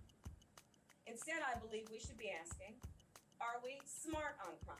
Again, here in the United States, progressives tend to advocate for reform to our justice system. They say that the system is too harsh, locking up way too many people who are disproportionately brown and black men, often for non-violent crimes, and for far too long. That's one of many critiques. And as I mentioned, prosecutors are kind of seen as the ones doing the locking up. So to get through this next section, let's put both of these words on a scale. And as we look at her career, let's assess what she's done that represents the progressive side of the scale, and what of her actions represent more of the traditional prosecutor side. I'm going to go through the progressive side first, but then I will get to the prosecutor side. So don't forget that that's coming. Early intervention leaves room in our prisons for the violent criminals who should be there. First up, Harris says that being a progressive prosecutor means holding serious criminals to account while focusing on preventing crime in the first place. She focuses on stopping the crime before it happens. And to do this, throughout her career, she focuses a lot on data. Let's look at the issue that we're presented with in California beyond one criminal case and look at the crime problem. Nationally, 75%, 54% to less than 10%, from 43% to over 90%, 70% reoffend. The context here is that crime is one of those issues that easily scares us. No matter your political leanings, every person wants to feel safe. So there's a lot of emotions driving how our justice system works, how we treat criminals. But Harris wanted to change this. She wanted to use the analysis of numbers to help inform systems of justice and law enforcement that were more equitable, more rational, and to see in the data, why are these people committing crimes in the first place? She's building public databases. Let's focus on what we can do to prevent crime before it occurs. Publishing statistics on crimes. Elementary school students missing 60, 70, 80 days of a 180-day school year. Arrest data. I was told prosecutors don't need to focus on recidivism. I was told prosecutors should not focus on the needs of children. A public database for police practices. Did an analysis of who our homicide victims were. 94% of them were high school dropouts. Perhaps untraditional for me to ask the question, but I did. I got the answer. Oh, and she took this like data-driven prevention effort pretty far, and it got kind of controversial when she came out and said that the state should be prosecuting parents with a crime if their kids miss too much school. And in a few cases, she actually did that. So I decided I was going to start prosecuting parents for truancy. Well, this was a little controversial in San Francisco. And frankly, my staff went bananas. They were very concerned. Okay, a few more things on the progressive side of the scale here, and then we'll get to the prosecutor side. She fought against applying the death penalty. She fought big banks and won convictions after the 2008 housing crisis. We have delivered to California $18 billion in relief for California's homeowners. She fought and won $1 billion for victims of a predatory for-profit university. We are talking about Corinthian colleges taking advantage of Californians who simply aspire to achieve the American dream. And perhaps her most nationally recognized moment as Attorney General is the moment where she told the clerk of Los Angeles to begin issuing marriage licenses to same-sex couples, back during when this was a big debate around Proposition 8, or the legality of gay marriage. This is Kamala Harris. You must start marriages immediately. Okay, but hold your horses. There's another side to this story. So far, I've made Harris look like this reform-minded, progressive champion as a prosecutor. But let's look at the other side of the scale. I took on perpetrators of all kinds. Lock them up. Aggressively prosecuting violent criminals as San Francisco's first African-American DA. First, the death penalty. In 2014, as Attorney General, in a seemingly reversal of her previous actions as district attorney, she actually fought to keep the death penalty in California by appealing a ruling that would have effectively ended it in the state. In another case, the Supreme Court came out and said that California's prisons were so overcrowded that it violated the Constitution as cruel and unusual punishment. And yet, her office supported the governor's fight against releasing prisoners. Over the years, she resisted or fought against some criminal justice reforms. Her office prosecuted almost 2,000 people in cannabis-related offenses, as well as defending the cash bail, which critics see as unfairly punishing lower-income defendants. Okay, I know this is a lot of like, we are in the weeds of the justice system, and like with the Trump video, I was able to be like in the weeds on like branded vodka and giant towers in New York City.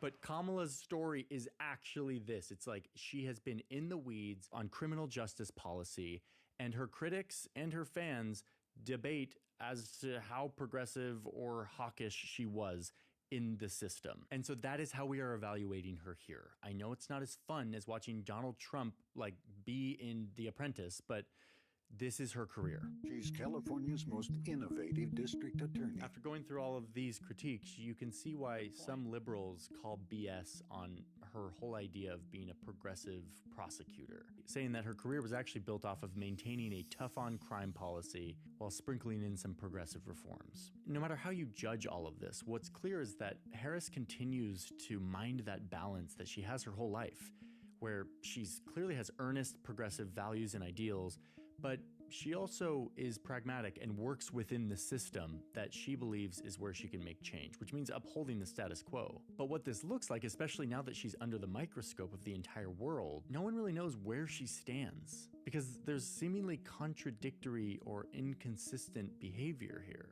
I'll share my read on that in just a sec, but first, let's see what happens next. I am excited to stand before you as a proud California candidate for the United States Senate. The election has been exhausting because of the news cycle.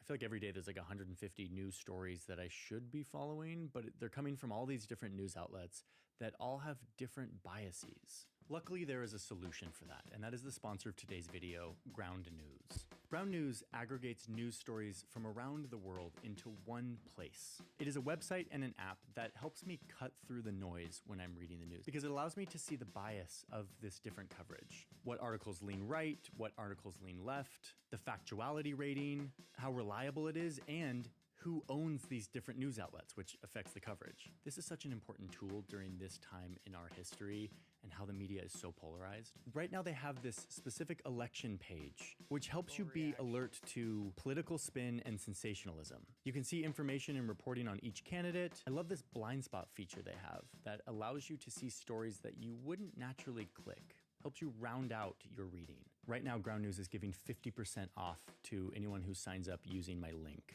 You can click over to this Issues tab to find out what's trending each week, from foreign policy to crime to immigration, and get coverage on these topics. Ultimately, Ground News is a tool that helps me be a more conscious, critical news consumer. So to get this massive discount, just use the link in my description. It is ground.news/Johnny Harris, or just scan the QR code here on screen. You can sign up for the Vantage plan, which has all of these features I talked about today, and hopefully it can help you, like it has me, become a more critical thinker about today's crazy news cycle. Thank you, Ground News, for sponsoring today's video, and with that, let's get back to the rise of Kamala Harris. In 2016, Harris won the election to become California's next senator.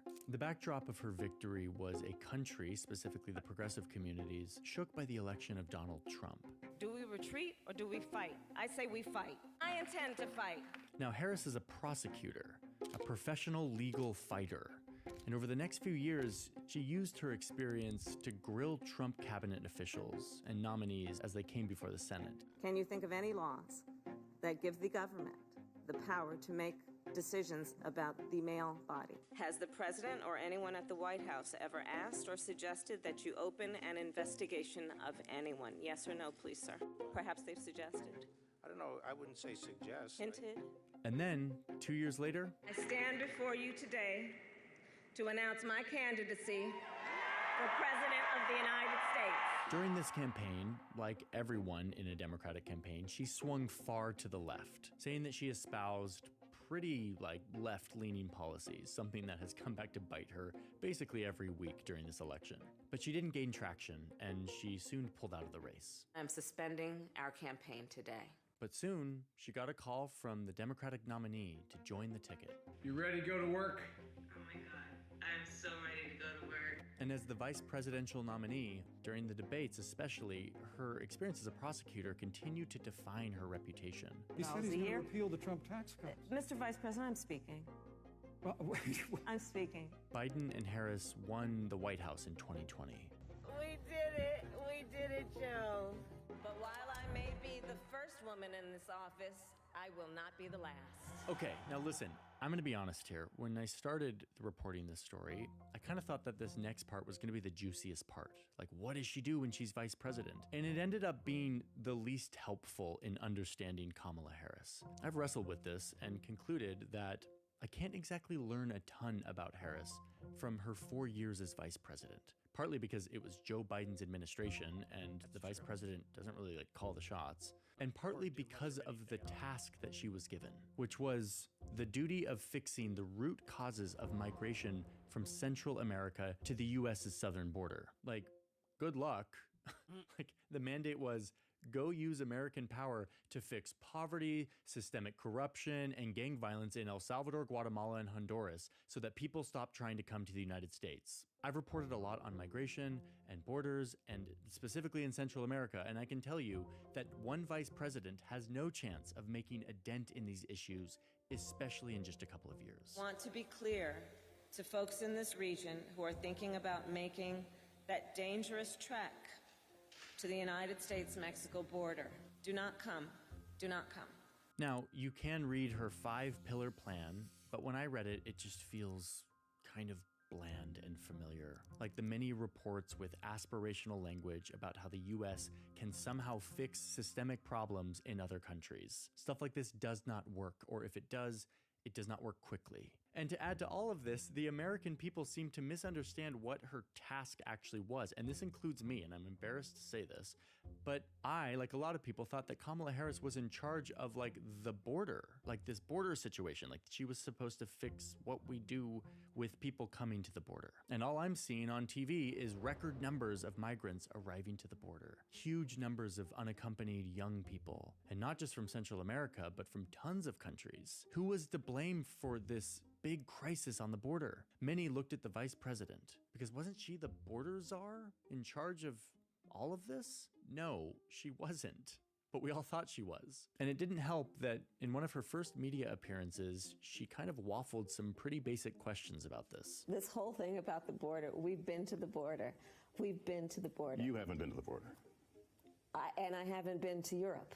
Now, To be fair and generous here, I should say that when you look at the most recent data, migration to the US border has gone down quite a bit, especially if you look at people coming from the 3 countries that Kamala Harris was tasked with fixing. And if I were Kamala Harris, I would be touting this, shouting it from the rooftops as a huge success of her big role. And while I think her initiatives of like meeting with the leaders and trying to get more business to Central America to like make jobs and fix these root problems were earnest and well-intentioned, I just truly don't think that it's reasonable for us to evaluate her based on any of these metrics. A vice president has no chance of fixing these deeply rooted systemic issues in other countries in just a few years. Okay, I've made that point. Let's move on. Look, I'm not a young guy. With the COVID, excuse me, with... Joe Biden is extraordinarily strong. Bad debate nights happen, trust me, I know. President Biden has decided to step out of the race for the White House. He is offering his full support and endorsement for Kamala Harris. I accept your nomination to be President of the United States of America. So, here we are, kind of in modern day. We all know what happens next. Vice President Kamala Harris gets thrust into becoming the presidential nominee for the Democratic Party, as Joe Biden comes to grips with the fact that his age and declining mental acuity was a guarantee that he would lose and Donald Trump would be our next president. I really don't know what he said at the end of that sentence. I don't think he knows what he said either. So Harris is now in the spotlight, and voters are wondering how she will be as a president. What does her past, both personal and professional, tell us about how she'll govern? And the answer to that is pretty unclear, partly because over the course of her career, Harris has shifted and morphed her views based on the system and the situation that she's in. That's what we've seen as we've talked about it here briefly. She doesn't have a record that shows some absolute ideological consistency, which has been perhaps her #1 critique, that Kamala's record simply is not consistent. And yet, her character seems to be consistent. Her lived experience is as well. So after doing this research on her life, I do believe her when she says, My values have not changed. and this election is weird. They're getting weirder every time, but this one's super weird. She's running against a showman, a professional marketer, businessman caricature who campaigns on his non-political achievements, his personality, not his policy proposals. Kamala Harris was born to immigrant parents who came to the United States looking for education and opportunity. And through hard work and endurance, she pushed her way up through the ranks to where she is today, all without serious scandals or dings to her character. The only thing we could dig up on her is that she dated the mayor of San Francisco, and that may or may not have helped her like get a job or a position on some like insurance board, but this was like a consensual relationship. There was no cheating. Like, it's not very juicy. So regardless of what you think of her politics, her stance on crime, I do think it is still legitimate to consider this personal character, especially when we're thinking about the most powerful person in our country, the leader of the country. Because leaders lead with their personal experience as a guide. And this woman has lived a life that allows her to relate to a lot of everyday Americans, something that seems to be in short supply among leaders these days. So I don't know how Kamala Harris will govern if she becomes president. But from looking at her record, I do feel fairly convinced that she has a sense of ethics and morals and values. And I think that is important to consider. So if you are of voting age and you're an American, let me tell you one thing for certain. You are likely to not vote. In this country, only half of the people between 18 and 29 who are eligible to vote actually turn up. So our democracy is totally distorted because not everyone's voice is counted. I'll put a link here where you can go register and find your place to vote. And with that, thanks for watching, and I'll see you in the next one. Hey folks, for those still here, I just, finished recording this video, and I just recorded the Trump one yesterday, and I'm struck with how different they are. That could be a reflection of my personal bias. Like, obviously I came down somewhere on each of these, but it's also a reflection of the different lives that they've lived. Donald Trump's life is so full of tension and scandal and kind of tantalizing details, and very like visual, all of his products and tabloids and all this stuff. Kamala's life is way more boring because she just kind of lived out her years as a public prosecutor, doing kind of unsexy work. And it's very stark to me how these videos are going to feel differently, both because of the way that I approach them, but also visually. So I hope this was useful for those of you who are trying to understand Kamala Harris and are maybe deciding who to vote for, whatever. I hope that even in spite of some of the places I came down and some of my perspectives, that doesn't change the fact that you need to make up your mind and decide and go with your gut and do what you feel. And the most important thing is that you vote, that you make it known. For those who don't know, all the music that we make for our videos is custom made by our composer, Tom Fox. He publishes all that music over on our music channel called Chromatic, and he also has it available to license. You can listen to the whole catalog and reach out to license. All of that is in the description. You should check out Search Party, which is our other channel run by Sam Ellis about geopolitics and sports. If you like this channel, you'll like that. And if you're not subscribed to the channel, you should be. Okay, that's all. Have a good rest of your day. Bye-bye.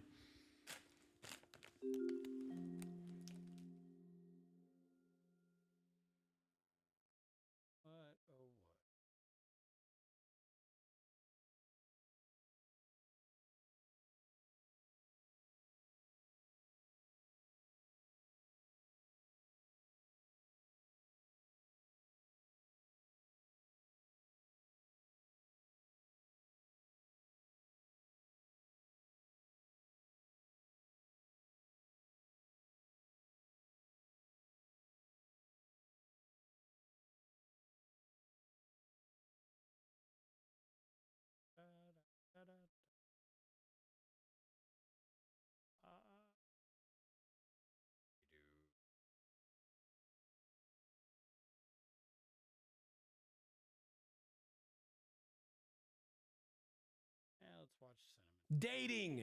Dating's, it's got to be hard. It's got to be difficult. It's the thing that me and Dave have talked several times about lately is no way we would want to be a young person, a teen, trying to date in today's society. No way. You got Tinder and everything's very surface level, and it seems to be hard to get to know new people, and you're more known through your circles that you who you follow, or what your kind of internet life is, more than about you actually are. I just imagine it's got to be insanely difficult. Much harder than it used to be. And so to explore that, we're going to be watching The Button. We haven't watched The Button in a long time. What The Button is a dating show where they set two people down that supposedly have never met each other. It's speed dating. And they answer some questions, and The Button will ask some cringe questions. They'll push the button and eliminate each other. And usually whoever has the most red flags ends up continuously pushing the button and getting everyone else off the show. So see if that happens. But yeah, this is the teen. The teens reject each other on The Button. And everyone knows there's nothing more cringe than the word cringe or teenager. It's just, being a teenager is hard. It's hard. Being a teenager's always been hard. You're coming into you're got all your hormones, you've been through all that, and you're trying to figure out who you are and what you actually want to do in life and break away from what everyone's been telling you should do and advice and finding it for yourself, but and also doing a bad job at it at the same time because you haven't got it figured out. It's frustrating. And then your grandma's well, you're gonna be single forever. You're like, Grandma, I'm 17. I was married with 8 kids by the time I was your age. Shut up, Grandma. Let's watch. See how the current generation is handling The Button. Okay, 3 questions. What's your favorite color? Do you have any deep-rooted emotional trauma? And also, what's your favorite movie? Wow. Actually, that's my response right there. Wow. Is that an icebreaker? What is your deep-seated trauma? Yeah. What is the thing that has damaged you the most in your life? Is that what you open with these days? I figured you would start with hi, what's your name? Whoa! You gotta no trauma first, sir. We got a trauma bond, okay? Favorite color also is important though. Favorite. Right now, my trauma's. And do you looking like circle yes or no? You look like a Matrix character. Romantic murder. Have you seen the show? Yeah. Love Quinn. I need her so bad. You like romantic murder movies? Yes. Love them. Jackie, what's your deep-seated trauma? What is she doing? Why is she doing that to him? She just can't wait to push the button. Please. Oh, God. I'm kind of a hype beast. It's every day, bro. Yeah, I'm a Logan Pauler. Can you both stop touching me? It's like it turned into like a draw. Like, yeah, push the button faster. She's a hype beast. It's every day, bro. Oh, no. He heard Logan Pauler, and he just put his hands on there, too. He's like, all right, you're going to be able to get this faster than me, all right? Please get me out of Logan Pauler. I need to win. Okay, I need to win. She needs to win, but that's the way you win the game isn't by pressing the button. It does to me, and within the time that. Stop! Yeah, get out. Get out of here, Logan Pauler. Yeah, first loser. That's what I'm talking about. Let's go. Jeez, dude, this is already awful. This is so bad. Yeah, it's not that much worse than the regular, like the adults playing either, though. It's kind of this very it's about similar. the same. Sad part. It's just a little more. What would the word be? For the camera, I guess. So far. Jackie, why'd you press me? I feel like she's not like physically. She's not your type physically? Yes. Hi. Yeah. I'm honest, he's not type physically. That's what I'm talking about. All right. The button had to translate, but you know. Yeah, it's like, what is that? She's going, you better watch out. You just triggered some trauma. You're fat shaming now. How dare you? How dare you have preferences? Hi. What ethnicity are you? What are you? I'm Korean. Korean. I like that. What are you? I'm Chinese. Do you think Jackie's cute? Already? So soon? I just sat down. What are you talking about? I think it goes weird that you kind of avoid the question is like, what are you? I don't want to tell you that I'm Chinese. Right. Is there a problem? Is that his deep-seated trauma that we need to discover? Is he shamed? I like your smile. I think it's a cute smile. I really want to get into like exfoliating my entire body. So Exfoliating your entire body. Taking a bath? Wow. You really want to get into taking a bath? You should try it, man. Hey, Dr. Squatch, man. Hey, exfoliate you up. Got some sand in there. You can rub it on, you know. You got Sydney Sweeney promoting it now. You know, all the dudes are crazy about it. You can use a loofah, you know, that's just exfoliating. It's just the feeling of getting clean. sorry.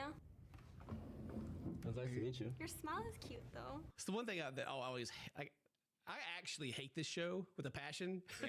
I feel like anything I watch, I have to hate it to make it a good video. But it's like there's like nothing of substance in what they've said to each other at all. Like it's very like just basic. The decision was already made when they looked at each other. 100%. Like, and he thought like she was cute, and they wanted to say, and then she was like, here's the dude. Boop. You know, that was a graph. I don't know if this is real or not, right? Let me see if I can find it real quick. But there's a graph about like how men see women and how women see men on attractiveness. Oh god. And it's very lopsided. Hey, we'll just use this one as a reference. It's not the same one that I'd seen, but it's kind of the same thing. It's from on OkCupid.com, right? It's like how men rate women. You got like this nice curve, like least attractive up to most attractive, this big curve, and then how women rate men. It's like least attractive, and it just falls. You know, like you got to be looking good, you know, as a man if you're going to be rated attractive. But I mean, it's also more. It's more than just like your super like. Your base level thing is because women take care of themselves more than men do anyway. And like, I feel bad for women because, I mean, geez, dudes will barely take a shower sometimes. And they're going out and trying to mingle and, you know, meet people. But those are the ones that rate at the top too, sadly. Yeah, I know. It's like you can't blame, women don't find men attractive because boo them. No, it's because men just aren't as attractive as women. Like that's just a fact. That is just a fact. And then like we hold on to like the but as men age like fine wine, you know, we age and we look better. Sure, I guess. But like you're still like the bar is still pretty low on that. It's like a dude like puts product in his hair and like trim and like, you know, grooms himself. You know, S+, this creature, this mythical unicorn out in the wild here. But anyway, it just reminds me of that is that men are not judged harsher, but like men find women more attractive than women find men in a general speaking sense. Not for everyone, of course, but just if they polled 1,000 people, then that's what would, you know, a similar chart would appear. Well, because I mean, there's also even like the social facts of it too. Like, you know, like dudes being creeps, the stand like that happening is much higher, and so like you kind of have to, as a woman, have to take that into an account. It's like this is a strange dude. You don't even know him. Who knows what he's going to be up to? If he's going to be a creep or not, based off like your previous experiences. So that also plays a factor. It's just it's tough out there, man. It's tough. Tough. A lot of bad actors ruined it for everyone. Halfway through that, he started like yapping. What do you mean yapping? He started yapping. I don't know what he was talking about, honestly. Hello. She asked him questions and he answered, and so he was yapping. Wow. Maybe she's like had no cares about exfoliating.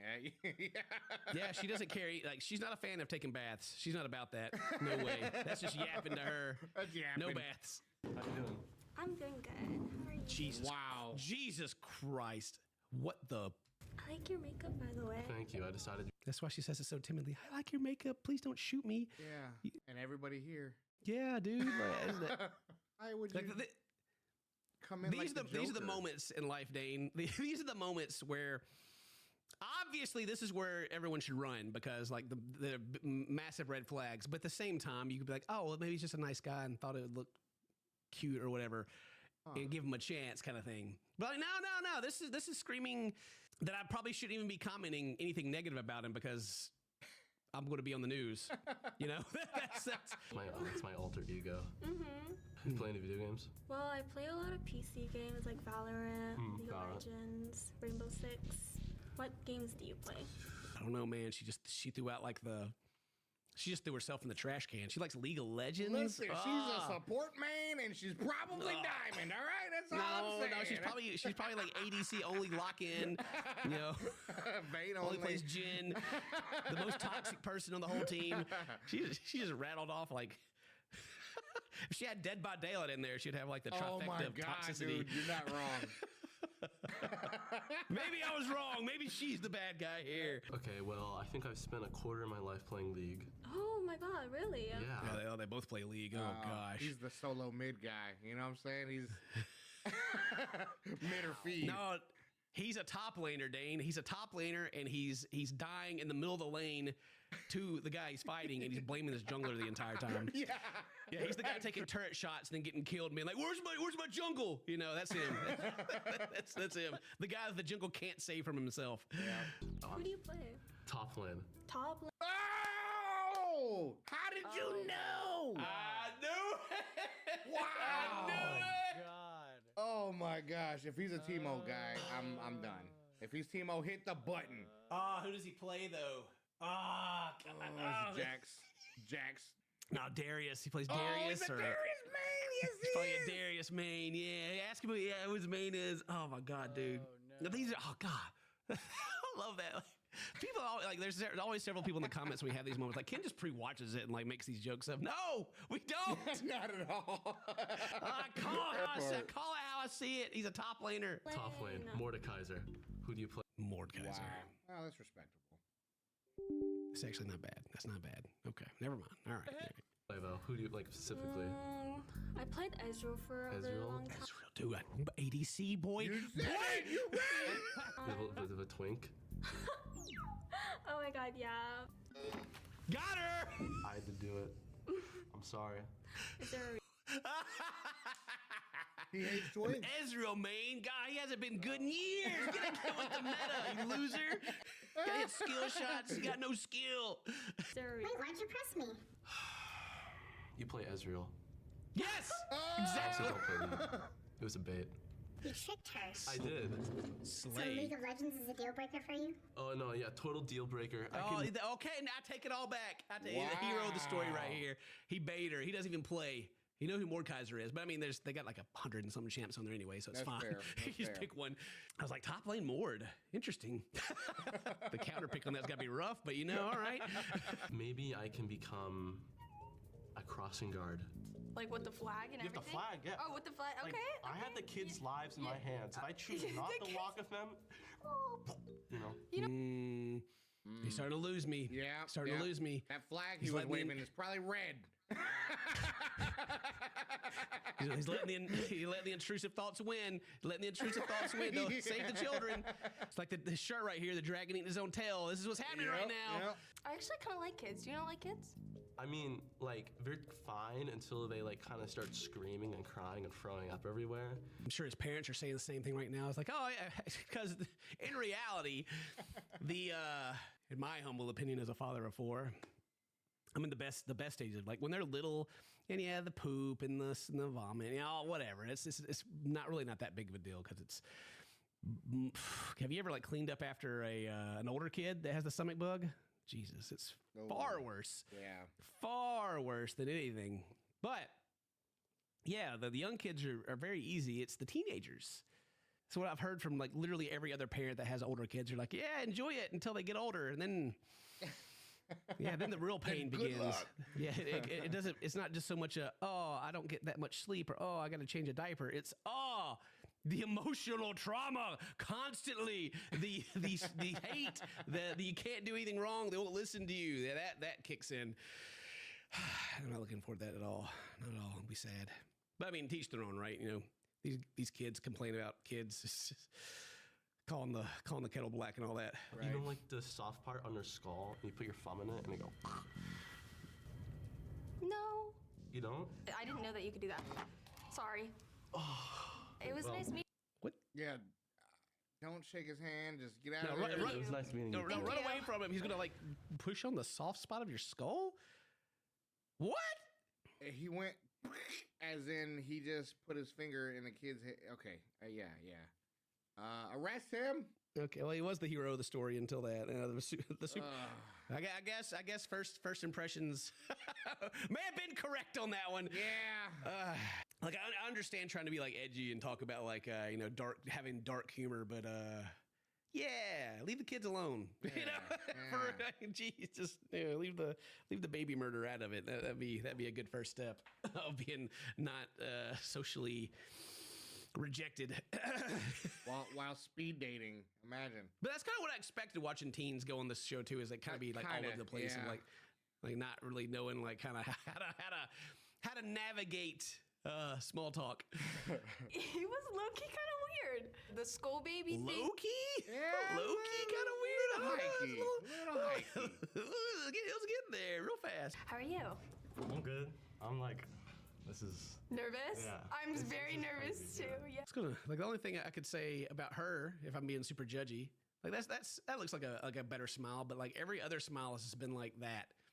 To where it's like, hey, you can tell that I want to die on my face as you're walking towards me, and you're like, oh God. Well, I mean, she didn't have a serial killer man out there, so I don't know. That's true. It's true. The first experience is rough. I like hanging out with friends. I like going to concerts. What do you like to do? I do modeling. Okay. And I also push the button. Just push the button. It's on Instagram? You think it's on Instagram? Just push the button. you know it's on Instagram. Run. Red flag. I model. Sure you do. Professionally or amateurly? Like what are you getting paid to model? Like doing photography of my own, and I'm also a big like reader, more like homebody kind of. I feel that. Interesting. A homebody model, amateur photographer. So she's got Instagram. And she reads books. Got you. Understand? Huh? Understandable. I understand. Got you. Easy. All right, yeah. I could have said that. Yeah. You have a good smile. Thank you. And I'm all about smiles. I like good smiles. I just got my braces off like last week. Really? Yeah. I had braces too, but I got mine off like 2 years ago.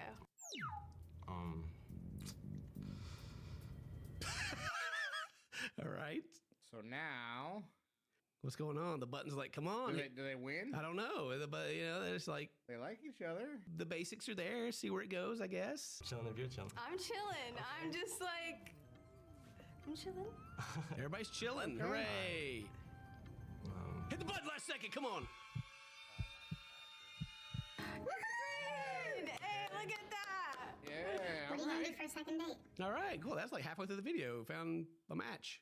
Wow. Interesting. We've never done that. Yeah. I mean, shoot, after the first one, I guess, like, I guess after the first dude she had to talk to, like, pretty much anyone could have walked into one after that. Hey. Big facts. So this was your first date ever? Yes. Wow. I know. Fancy, right? Cool. Go ahead and go show the rooms that you matched. Okay. Okay. I don't know, and also just the way the conversation went to how like it just kind of stopped awkwardly and like it didn't organically continue. Yeah. After that, it just became like, I'm not pushing the button. Are you pushing the button? No, that's it. Yeah. Interesting. Anyway, who's next? Oh, does the clown get to come back out now? I hope so. I'm not here for all this wholesomeness. I want the cringe. And I'm very big on like trust. I don't trust anybody but my stuffed animals. Honestly, valid. Yes. My stuffed animal Dumbo, love him. I have like a lot of Squishmallows. I don't know if that's a red flag or not. No. But those are the people I've been talking to. Oh! I don't know. That one hurt me. That whole conversation hurt me. Trust is huge for her. I don't trust nobody. Well, I like that. I like that. It was like, very much like the most superficial conversation I think I've ever seen. Like, no, this ain't it. And then girl on the right would have hit the button first, but she was like scratching her head or whatever. She couldn't get her hands down fast enough. I know. I don't know. I just want to see who else is there. I'm sorry. I want to see who else. It's okay. I want to see who else is there. Wow. Okay. We'll see what my options are. But what if this was the best you could have done after you go through your other options? Like what? I guess you lose. Yeah. You're on the cut. You lose already, I think. Yeah, I think you already lose. Kylie, ask Dan if you can smell him. I don't think I want to smell you. Smell him?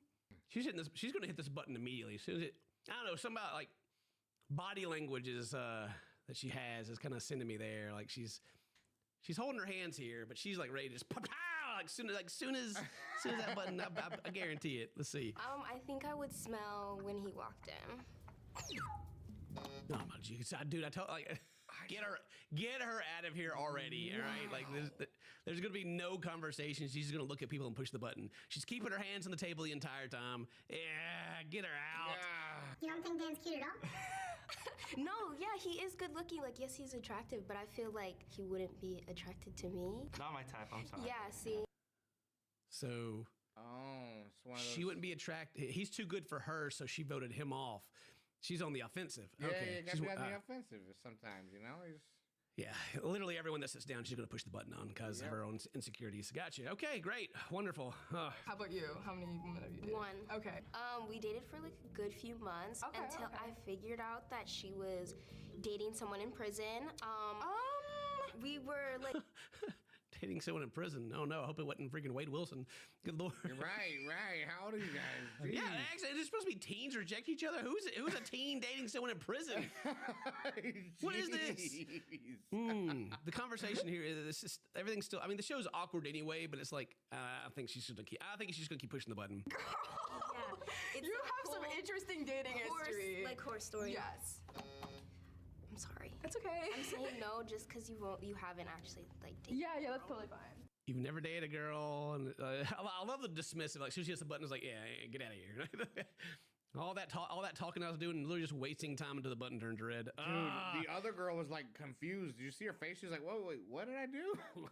Yeah, I thought I was having a nice conversation. Wow, you're the crazy one. You issues. told me the crazy stuff. I listened, and I'm getting the button. Yeah, like she said one thing about herself. But you two are vibing. I know, but it was just like if you've never been in a relationship with a girl, it's kind of different than talking to a girl. You impressed me. Yeah, it's the basics of a relationship.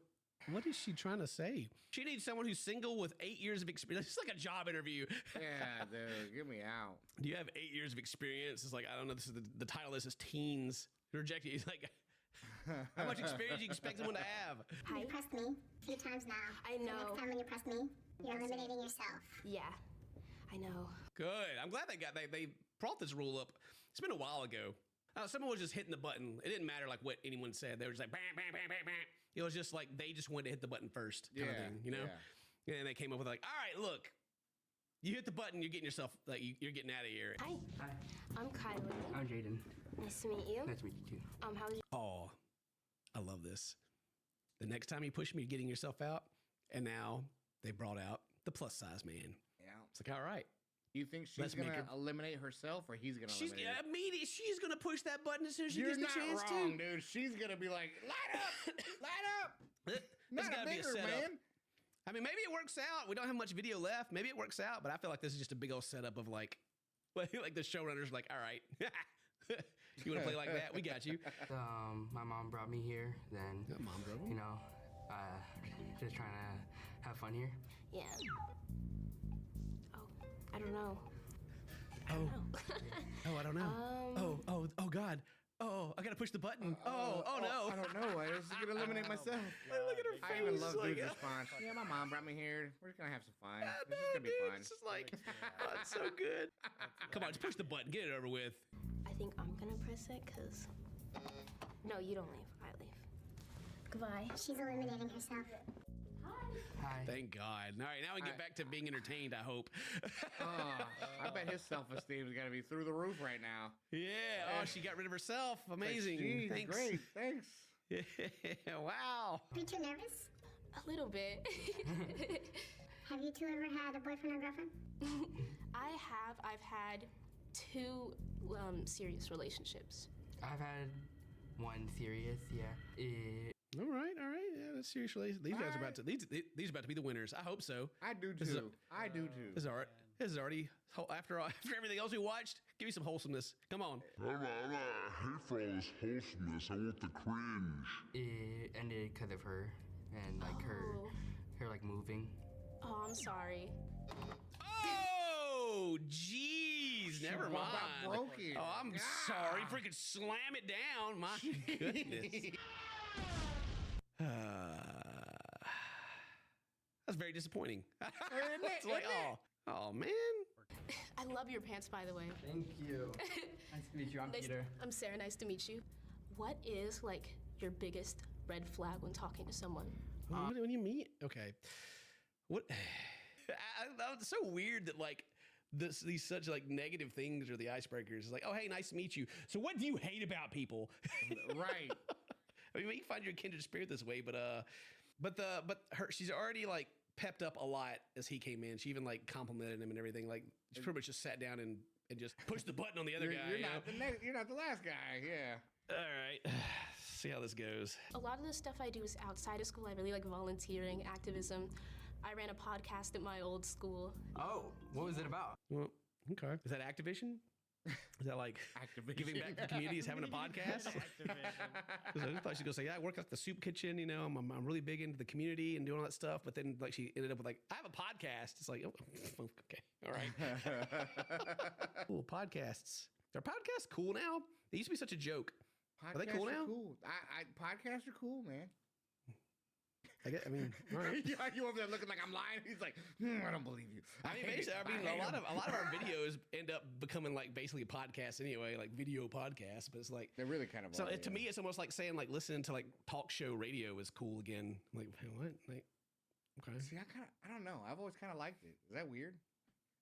It depends on I mean, I guess the same thing with podcasts though. It depends. Like if it's an entertaining one to you, if it's like lines up with what you want to do. But yeah, that's fair. Yeah, John Boy and Billy in the morning. That's every morning going to work. That's what I listen to. John Boy and Billy. They had some good bits in there. Too many ads, but you know they had some good bits. Yeah. Have you been in any relationships before? I have. I've been in 2 serious relationships. Have you?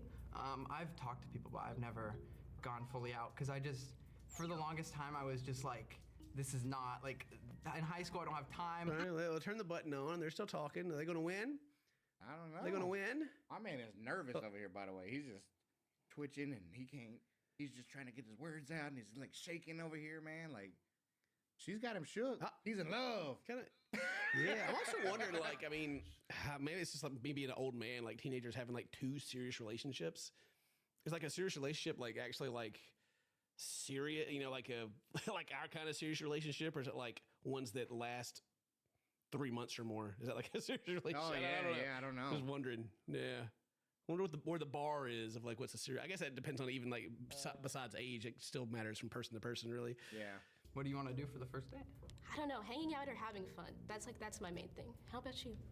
I used to hanging out or having fun for first dates. Or having fun. You can't do both. Not this. One or the other. One or the other, man. Hanging out or having fun. You pick, homie. You pick. I used to feel like I always have to do something, but I don't really feel that too much anymore. But if you find a really good show, then you just gotta, You know, it's just like fun to binge a good show with a good. Okay, all right. They want to Netflix and chill. Okay, but they're about to have a serious relationship if they keep on talking like that. I like the simplicity of it though. It's like, oh, what do you want to do on the first date? And it's like, oh, we could just binge watch a show together. It's a lot of time depending on the show. That is. That's like a long first date. You know, if you're gonna like sit there for 12 hours and watching through all the episodes, that's serious. Oh, shit. I mean, my old classic first date was always just like, just go to the park. You know, It's not a bad one. It's really not. It's free. It's easy. Usually it's like more impactful than like going to see like a movie together or something like that. You know, which I guess you're gonna have more conversation. Yeah, I guess it's the same thing as like watching a show together now. You don't go to the movies anymore. You just like watch Netflix. Yeah, like just going out, getting a little nature. You know, seeing some ducks act up. There you go. Feed them some bread. People watching a bit. Yeah, and then it's a public place, and so if there's like the vibe is weird or not, you're free to leave whenever you want to, kind of thing. Yeah, I feel like meeting up for a coffee is just kind of, I don't know, like too formal. It's almost it's like too formal, but also like so. Really love coffee, you know? Yeah, coffee, whatever. It's all right, but it's like I don't like $6 coffees, but you know, it feels more like a job interview when you go like for a coffee with somebody. And then it's also like it's like a low effort job interview to where it's like, oh cool, we'll have a drink and the drink's done, see ya. Which it's simple, but it's like almost too simple in my mind. It's like, oh yeah, our first date was like sitting at a restaurant and getting to know each other. Whatever. Anyway, that's just my thoughts on the whole thing. But let's keep on watching. I have a dare for you two. Okay. I dare you two to hold hands for 30 seconds. 30 seconds? In silence and just look at each other.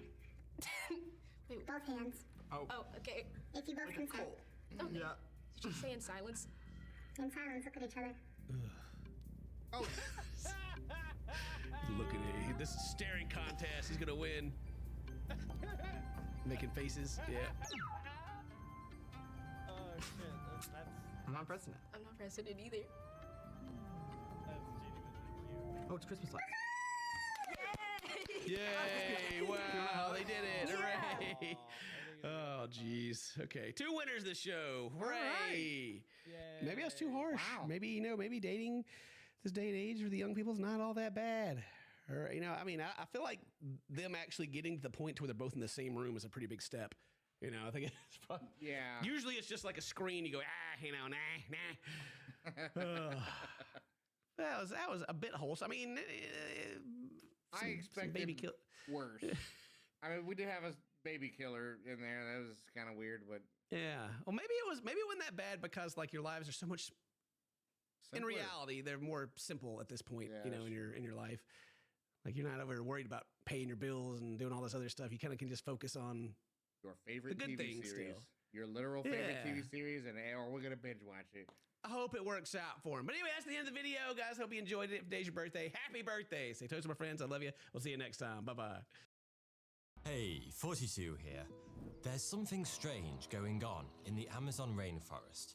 Or rather, I should say, unusual markings in the soil, like these circles, and this square suggest that something strange already happened in the Amazon a long, long time ago. For all of modern civilization, humanity has shared a common belief. A belief born from a lack of evidence and downright common sense that the Amazon rainforest has never been settled by humans. The Amazon is a staggering 2.7 million square miles, covering 8 countries across South America. Not only is it gargantuan in size, it's also really dense. The vegetation here is so thick that Nicki Minaj should write a song about it. And it also packs more poison than Littlefinger's pantry. Heavy hitters such as bullet ants, poison dart frogs, and the Brazilian wandering spider infest this lush landscape. All told, it's a pretty horrible place to call home, and it's truly one of the most inhospitable places on planet Earth. So I think we can forgive the fact that since European colonization in the 15th century, Western scholars have been writing that this pristine wilderness has never been inhabited by humans. Apart from sporadic tribes of hunter-gatherers, there has never been a city or other large settlement built here, because it simply wouldn't have been feasible or even possible. But what if that assumption is wrong? And not even a little bit wrong. What if it turns out that there were millions of people living in the thick, dense heart of the Amazon rainforest? Potentially over 5 million people. What if it once hosted one of the largest, most cohesive, and well-organized settlements in human history? Now, I work long hours to put these videos together, and truthfully, sometimes I forget to eat. Mostly because preparing a nutritious breakfast or lunch is just too time-consuming. So I often turn to Huel, as it's just super handy and nutritious. Huel is a convenient, plant-based meal that tastes great. It makes it effortless to maintain and keep on track of nutritional goals. It's also really affordable and can be consumed on the go.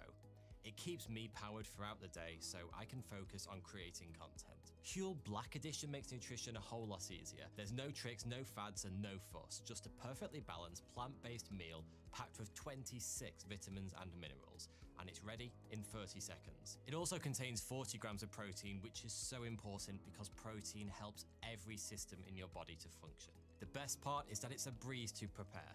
Simply add 500 milliliters of water to the Huel shaker, add 2 scoops of Huel Black Edition, and then shake for 10 seconds. And it also tastes really good. My favorite's the chocolate. So click my link in the description below to start using Huel today and get a free Huel t-shirt and shaker with your first order. And a big thanks to Huel for sponsoring this video. In the past few years, new technology has unearthed strange clues dotted around the Amazon and beneath its soil that point to exactly that. We'll explore all of these strange clues in just a moment, but first, it's important to understand the biggest reason why a large human civilization in the Amazon is such a hard truth pill to swallow, and why it stretches all working knowledge of anthropology. If you watched my recent video on the Aztecs, you'll be well aware that this part of the world has played host to some of the most remarkable and well-organized pre-modern civilizations in human history, namely the Aztecs, Inca, and Maya.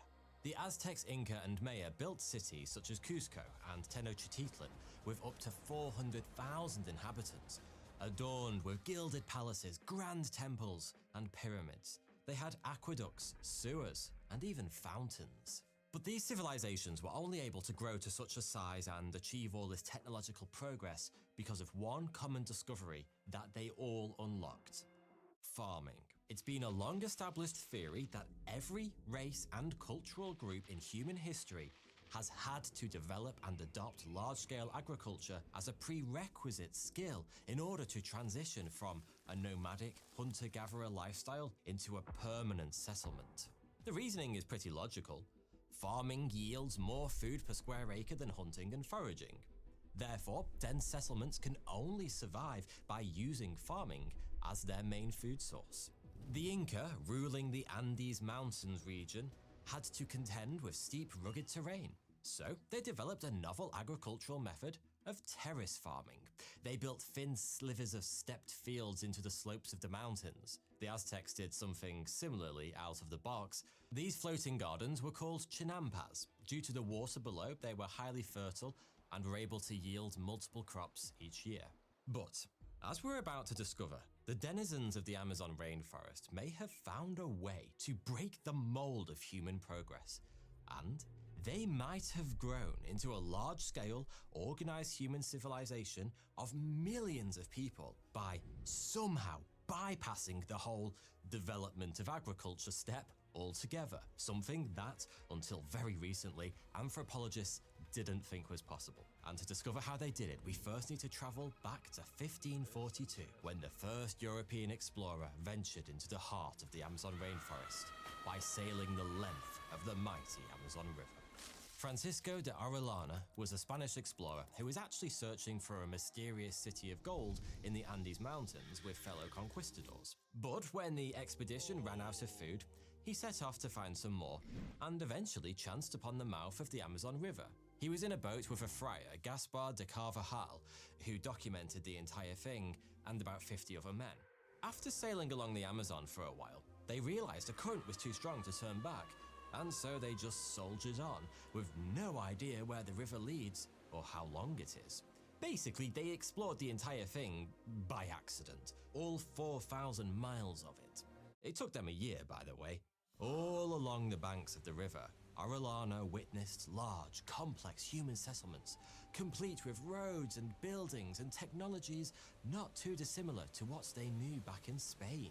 Technologies that the Spanish believed these so-called savages couldn't have possibly developed themselves without European influence. In his diary, he wrote, "There was one town that stretched for 15 miles without any space from house to house, which was a marvelous thing to behold. The land is as fertile and as normal in appearance as our Spain." Remember that the Amazon rainforest is... Yeah, I gotta say, the fact that we acted like no possible way that anybody out there in the other parts of the world were even remotely capable of developing any kind of technology, let alone cities and civilizations, like, the ancient world, like, how did we imagine that these things came to be to begin with? It doesn't make sense to me. Remote, smotheringly thick with vegetation and inhospitable to human life. Yet, in 1542, Aureliana was describing a city that was 15 miles long. By the way, that's the width of pretty much all of present-day central London, from Chiswick to Ilford, and right in the heart of the Amazon rainforest. Such a fort challenges everything we thought we knew about the development of modern human civilizations. The trouble was, nobody believed him, and there's a good reason for that, because nobody, well, no Westerner, laid eyes on these marvelous and improbable cities ever again. After Aureliana's mission, it was quite a while until Europeans mounted another large-scale exploration of the Amazon. Almost 200 years, in fact, when Spanish, Portuguese, and other nations returned to the Amazon in the late 17th century. And when they did, what they found along the banks of the river was... nothing. The Amazon was deserted. Whatever, whoever had been there before was gone. There were no London-sized cities, no roads, no buildings at all. No signs that humans had ever settled this remote part of the world. And that has been the story told ever since. Aureliana's tales of mega cities in the jungle were quietly consigned to a few passages in a history book. For over 500 years, the world has fooled itself into thinking that the Amazon rainforest was never settled by humans, other than a few disparate tribes, small in their numbers. But what if there is an alternate reality? What if Aureliana was telling the truth and there is a logical explanation for why, in 1542, these megacities could have existed? Then, only 100 to 200 years later, they didn't. Well, it just so happens that there is such an explanation. When Spanish conquistadors arrived in the 16th century, they brought with them a pestilence that would change the history of the Americas. I'm sure you know what I'm talking about. Smallpox. Smallpox decimated the Inca and Aztec populations in the early to mid-16th century, but it would take another century before it spread south and penetrated deep into the interior of the continent. So, it stands to reason that if there were hundreds of cities collectively filled with millions of people in the Amazon at the start of the 16th century, by the end of the 17th century, just under 200 years later, smallpox would have ravaged them, potentially killing up to 90% of the population. All of this is circumstantial. No Europeans were about during this time to observe this mass die-off. But what if it were true? And what if these enormous Amazonian populations abandoned their grand jungle cities after smallpox hit? These were very superstitious people, and with so many of their friends and families dying from a mysterious illness, they might have reached a conclusion that a deity was wreaking revenge for their sins, encouraging them to abandon them entirely. That could be why, when other European explorers penetrated as deep as Aureliana did, they found nothing but pristine wilderness. But wouldn't there, at the very least, have been buildings left behind? Some signs of human habitation? Well, the most likely answer to that is no. In a little under 200 years, a civilization of potentially over 1 million people could have disappeared without a trace. And I'll tell you exactly why in just a moment. But first, let's jump ahead to the present day. Because new technology and scientific techniques have already filled in a lot of knowledge gaps about exactly what happened deep in the Amazon all those hundreds of years ago. In 2019, researchers flew helicopters across hundreds of square miles of the Amazon. They had LiDAR scanners attached to them that fired laser pulses down into the earth. The equipment on the helicopter then measured the time taken for each pulse to return to the sensor. In doing so, LiDAR can measure the topography of an area with an accuracy of less than 10 centimeters. When they looked at the resulting images, it blew their minds. They saw rectangular structures that looked like raised platforms, pyramids, reservoirs, and long shapes that looked like causeways and canals. A few Victorian explorers had ventured deep into the Amazon to try and find these mysterious cities, spurred on by the same legends that Orellana had told upon his return. But they never found anything, and that's because these grand structures aren't visible from the ground. And even when we started to fly above the Amazon, we still had no idea that these features were there, since the dense canopy and vegetation covers them. But now LiDAR is able to penetrate the vegetation to reveal all. And they didn't just find one site with these features, they found many, and each one was interconnected to the others via long causeways and canals. Look at this image and tell me the ring road around it doesn't resemble a ring road from a modern-day city. Each interconnected city is less than an hour's walk from the next, suggesting that what we're looking at here aren't just unorganized individual settlements that sporadically sprung up from small groups of people living together, but quite the opposite. This was a very large, ordered, multi-city civilization with some kind of hierarchical leadership and administrative system. Just look at this image from a research paper. Each triangle on this map is where LiDAR has uncovered the site of an ancient Amazonian city. And most likely, there are many more yet to discover. At the start of this video, I said that no large, ordered human civilization has developed without first adopting mass agriculture. Herein lies a problem. How could the Amazon once have been home to such a civilization if they never had farming? Actually, hold on a second. How do we know they didn't have farming?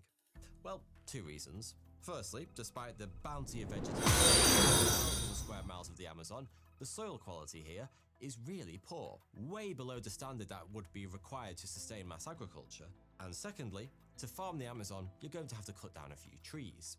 Recently, we've been cutting down vast swathes of rainforest to make way for palm oil plantations and other crops like bananas, tea, and coffee.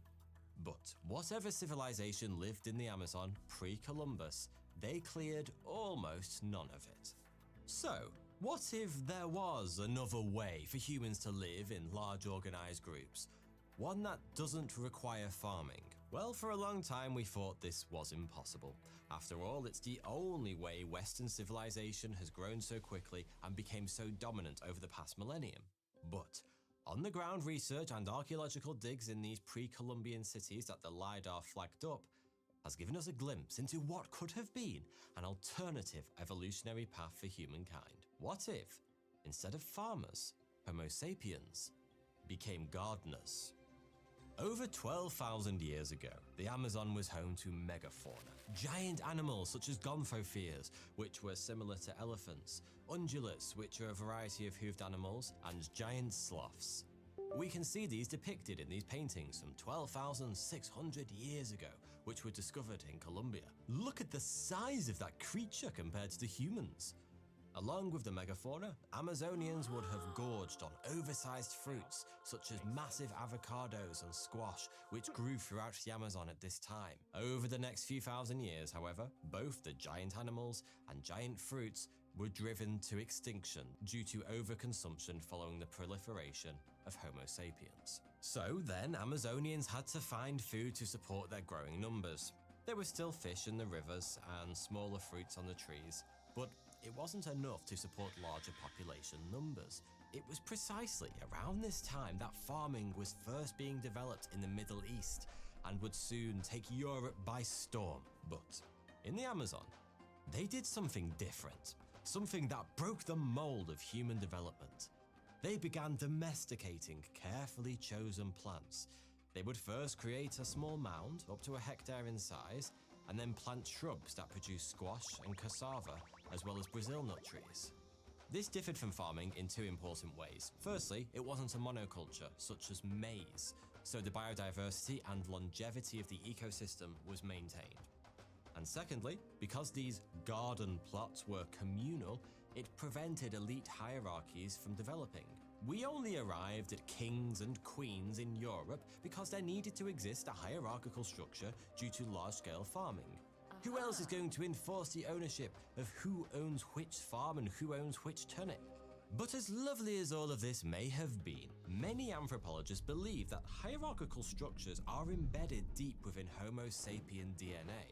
And so, eventually, this idyllic socialist society of gardeners had to break. And sure enough, it did. You see, I've been telling you a small lie this entire video. I've been suggesting that the pre-Columbian societies that flourished in the Amazon and built these impressive cities did so without any farming. But that's not entirely true.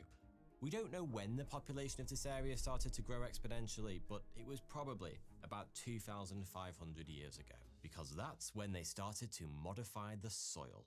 And yes, began farming. Kinda, sort of. Well, let me explain. Like I mentioned, the soil in the Amazon is about as nutritious as a cardboard sandwich. It's called oxisol, it's highly acidic and leached of nutrients. But around 2,500 years ago, the indigenous Amazonians did something extraordinary. They completely transformed soil. They supercharged this nutrient-poor soil by adding to it a cocktail of charcoal, animal bones, broken pottery, compost, and other organic materials. The charcoal in particular was the secret sauce. It remains in the soil for thousands of years, and it acts like a sponge, holding onto nutrients and moisture that would otherwise wash away in the heavy rains. The result was a giant carbon sponge, teeming with microbial life. A gardener's dream. Today, we call this modified soil Terra Preta, Portuguese for Black Earth. With this new fertile soil, they could begin to grow crops like maize, beans, squash, and cassava, right in the middle of the rainforest, quicker and on a larger scale than ever before, supporting large cities of up to 100,000 residents and beyond. But unlike large-scale agriculture elsewhere, they didn't need to clear vast tracts of forest. Instead, they practiced a primitive form of agroforestry, turning the rainforest that's already there into a giant, highly productive garden. They did clear some small areas, but only where they built their grand structures, such as temples. And here's where things get really interesting. The locations of these patches of Terra Preta often coincide with the sites of the cities and structures revealed by LiDAR, with causeways and canals leading directly to these Terra Preta-based gardens. Why then, when later European explorers returned to the area in the late 17th century, did they find no signs of human habitation or megacities like Francisco de Orellana did in 1542?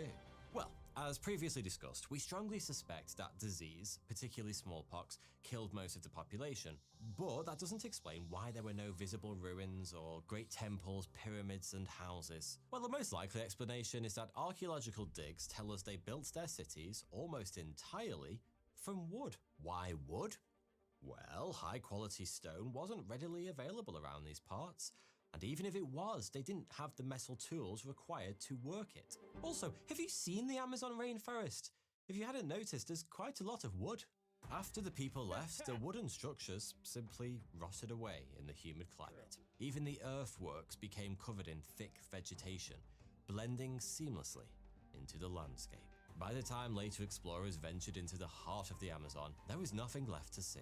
Orellana's tales of grand cities were dismissed as fabrications, the fever dreams of a man lost in the jungle. Yet, here we are, centuries later, uncovering evidence that suggests Orellana may have been telling the truth all along. So then, the Amazon, once thought to be an untouched wilderness, was in fact home to a sprawling network of interconnected cities sustained by an indigenous blend of gardening and agroforestry. These people didn't just survive in the rainforest, they thrived, developing sustainable practices that were thousands of years ahead of their time. So what does this mean for our understanding of human history? Firstly, it challenges the long-held belief that intensive agriculture is a prerequisite for the development of large complex societies. Yes, the Amazonians did develop farming, but it was of a slightly different variety. By changing the soil into terra preta, it allowed them to transform the inhospitable rainforest into a fertile garden without the need for widespread deforestation, allowing them to build vast cities without altering the ecosystem on a massive scale, something, so far as we know, they are unique in having done. It also forces us to reconsider the narrative of indigenous people as mere caretakers of untouched lands. The Amazonians were sophisticated engineers, city planners, and agriculturists. Their city was as vibrant and complex as any in Europe or Asia, yet their legacy was swallowed by the jungle and almost forgotten by history. Today, we are struggling with the plague of monoculture. Most of the world's population survives on just a handful of crops, leaving our food sources susceptible to disease and famine. Yet the solution to our very modern-day problem has already been solved by remote jungle denizens thousands of years ago. The irony is palpable. Some recent estimates suggest that the pre-Columbian Amazon could have been home to over 5 million inhabitants. Just think about how crazy that is. We don't know when their population apexed, but it would be 1,000 to 2,000 years later when London reached a population of 1 million in 1801. And that really makes you think. If we're just learning about all of this in the past decade, how can we confidently say that such grand settlements haven't been built that are older than even those in the Amazon, ancient Egypt, and Mesopotamia? Who knows what civilizations came before us?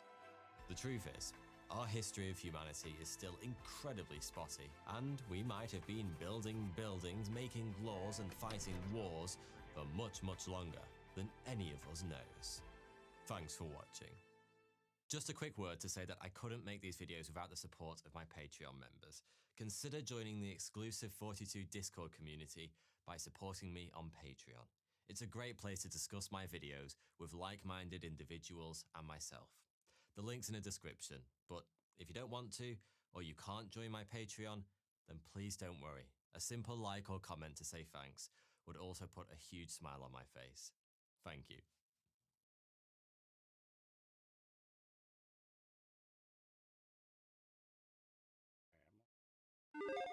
A lot of games can be a one and done. I mean, they might have replay value for a mechanical reason, but you get the point. I mean, I'll go back to a lot of that type of game. But there's some games that's just not enough. In order to really get it, you got to go through it more than once. Hi folks, it's Falcon, and today on GameRanks, 10 video games you have to play twice to experience fully. Starting off with number 10, it's Silent Hill 2. The thing with horror games, they're usually pretty short. There's not a lot of replay value built into the premise. They tend to be super linear, not mechanically complex. So a common method used by developers of these games to add a little replay value is to include incentives to play the game more than once. Expect a lot of horror games on this list. It's just an unavoidable fact that a lot of these things have great New Game Plus modes and tend to include new content in them. I'm not just talking about new weapons and costumes, though that is a thing. I mean entirely original sections of the story and new endings. With Silent Hill 2, there's 3 possible endings if you play through the game normally, but if you go back and play it again, that number more than doubles to 8.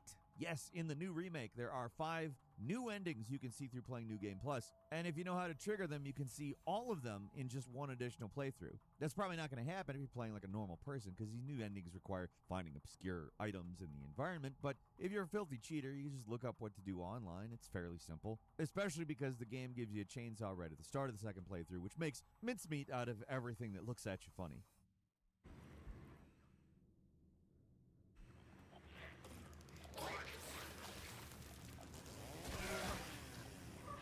Or, I guess, points its upper legs at you. I don't know. I often wonder how a lot of those things look at you. Still, 3 of these extra endings are from the original and 2 are new. They're all worth seeing at least once.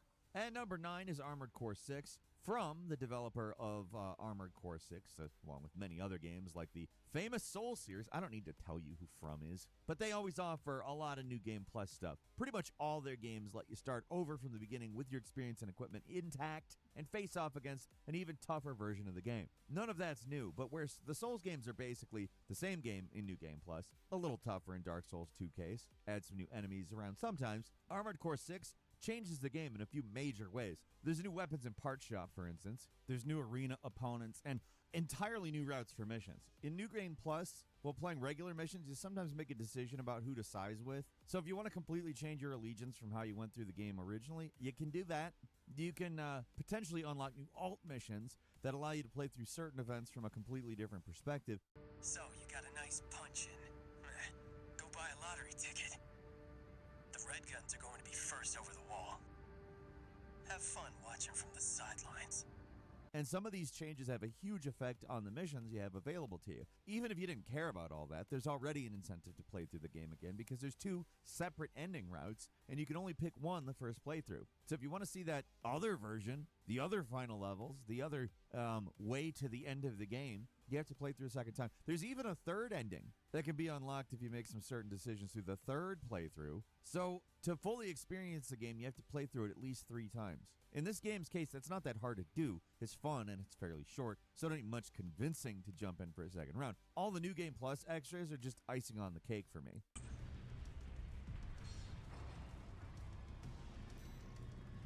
Your cooperation is appreciated, Raven. 621, we've received a friendly ID tag from the Liberation Front. Let's not waste their firepower. At number 8 is the Stanley Parable Ultra Deluxe. The Stanley Parable is a game about endings. You kind of have to play it more than once to get anything out of it.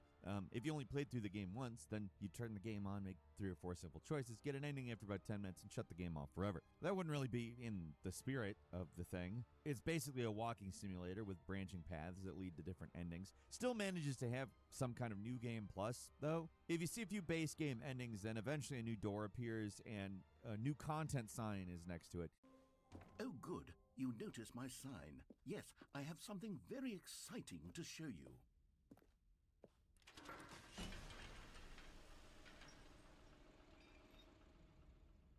It leads to this huge new area that massively expands the scope of the game, the Stanley Parable 2 exhibition. Yeah, the game has its own sequel baked into the game, and once you complete it, you're basically dropped into this game's bizarre version of New Game Plus, where you can replay all the old endings, but now you have a bucket.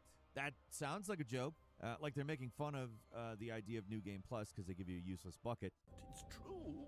As long as you hold on to the bucket, the many disorienting contradictions of the Stanley Parable will feel perfectly normal and perhaps even comforting. But for some reason, holding this thing actually does a lot to change the game and the endings and all that. It's not just new dialogue either. It's straight up completely different. It's so absurd and completely dumb. I mean, you're wandering around holding a bucket. But if you don't play all through the old endings again with the new bucket, you're missing out on a lot of content. And as everybody knows, content is good no matter how pointless it is. I think that's kind of the point that it's making. But like at the same time, it ends up making good content for that reason. I don't know. It's weird. In this case, the bucket endings are worth seeing. Even if the whole thing feels like they're just trolling us after a while. They are. And it's actually good. I need to do what the narrator says. I need to see the true ending. This made no sense at all to the bucket, which was simply trying to live its life down here as comfortably as possible. Yet Stanley was unconsolable.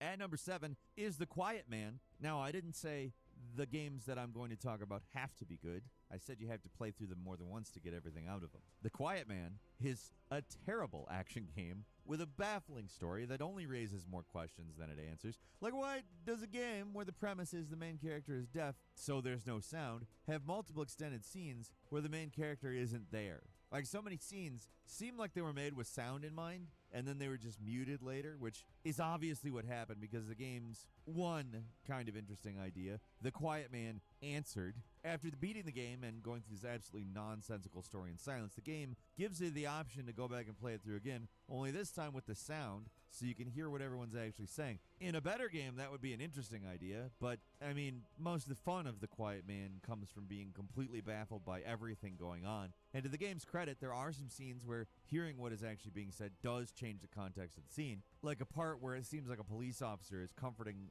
a little baby Quiet Man, but in reality, he's just being all crazy, threatening. Like, it's insane. The plot doesn't make any more sense when you can hear it. That's kind of the most wild aspect of it. Learning what is actually supposed to be happening takes a little bit away from the humor. It's not as funny to laugh at without all the awkward silence, but, I mean, it doesn't make the plot any less bonkers.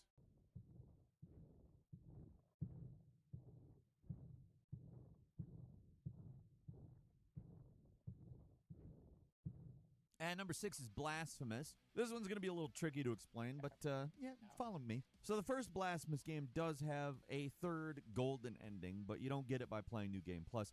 But New Game Plus still has some major new additions to the game that really expand not just the story, but the gameplay as well. It was all added to the game with the Stir of Dawn DLC. Originally, there wasn't even a second playthrough. The game just stopped at the ending. Now you go back into the game with all the upgrades unlocked, but everything hits like a truck, and you have to contend with this new pestilence system. I don't know, when I played it, I didn't really think about it as a system, but as like a new annoyance, I guess, because it does make the game quite a bit harder. You have to pick between 3 different options that make you weaker in some way. One makes your attacks half as effective, one replaces your health bar with life orbs so you die faster, and the other makes the penalty for death significantly more punishing. These new challenge modes significantly alter how the game is played, but the real meat of the New Game Plus is the new bosses. There are 5 super tough fights that can only be attempted after beating the game, and finding this new NPC that only appears if you use a special item that, again, you only get on playthrough 2.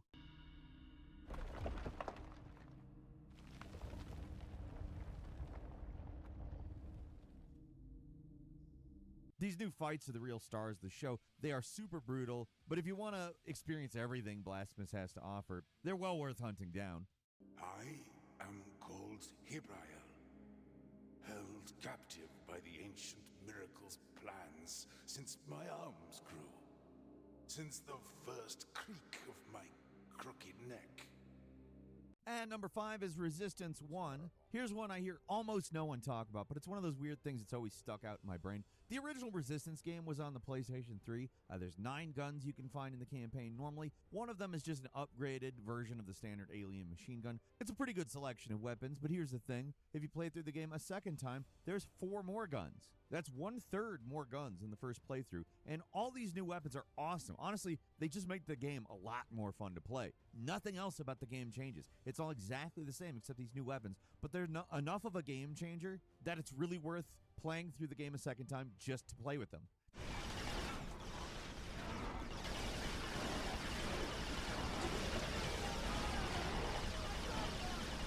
They're not just fun novelty either. They straight up make the game better. So the second playthrough is a lot more satisfying because these things they're there. They're powerful. Having them means you have more ammo for your regular weapons. It's just a better game, which obviously makes the decision to lock them behind a second playthrough kind of bizarre.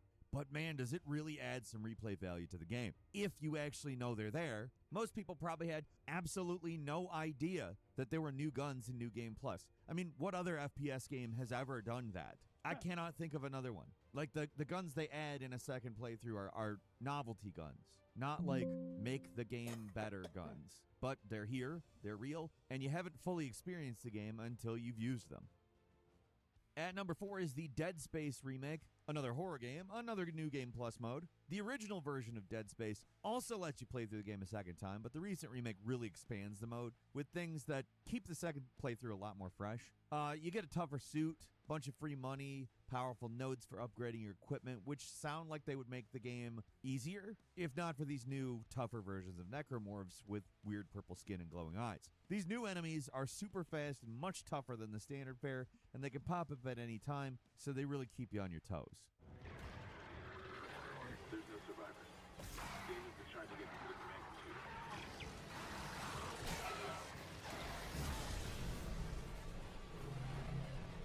most exciting addition is the new secret ending, which is, as you'd expect, exclusive to New Game Plus. To get it, you have to find 12 marker fragments hidden around the Ishimura and use them at the ritual site near the end of the game, and that triggers the new ending. Along with all that, there's new notes that expand the story in a lot of intriguing ways, with new Easter eggs as well. As far as New Game Plus modes go, it's easily one of the best. It's not a completely new game or anything, but it adds so much to playing Dead Space, you have to play it a second time. With lots of games, it actually can feel a bit like a chore, but not here. At number 3 is Alan Wake 2. Added to the game after the initial release, Final Draft Mode is essentially the game's New Game Plus, but it has some significant changes to the plot. There are games like Batman Arkham Knight where New Game Plus adds a few new enemies and surprises to the narrative, but nothing major. But Alan Wake 2's second go-around is essentially the actual true ending of the game. Along with the usual New Game Plus you'd expect, like all your weapons and upgrades carrying over, there's also a lot of new story elements that expand the stuff and adds to the reveals of the original game. There's new manuscript pages to find as Saga, new video clips to view as Alan. There's a familiar face from Control, which, if you know me and the Control enthusiast I am, really makes Final Draft necessary. But the newer in-depth ending actually wraps up the plot in a more satisfying way. The main game ended so ambiguously, having something more concrete is intriguing, but there's actually more. There's also a lot of small, subtle changes to the dialogue. Certain scenes are expanded, and Alan Wake plays a more prominent role in the narrative. It throws a lot of new stuff at you, even if the actual game part is relatively unchanged. But let's be real here, it's a Remedy game. We're all here for the weird-ass story more than anything else, so getting more of that stuff in the final draft was the right call. At number 2 is Undertale. If you're playing Undertale blind, the standard ending feels kind of underwhelming, right? It just sort of stops. It feels incomplete. Your choices feel like they didn't really matter, but that's only because the game is hiding a secret. There's a true ending that you can only be seen if you go back and play the game over again. This is the true pacifist route, greatly expanding the scope of the game and the ending in particular. It adds a new final dungeon, an epic new final boss fight, and a real, actually satisfying conclusion to the story. It's pretty much essential to see at least once if you're enjoying the game at all, because this thing's pretty short, so getting an extra hour or two is a pretty significant addition.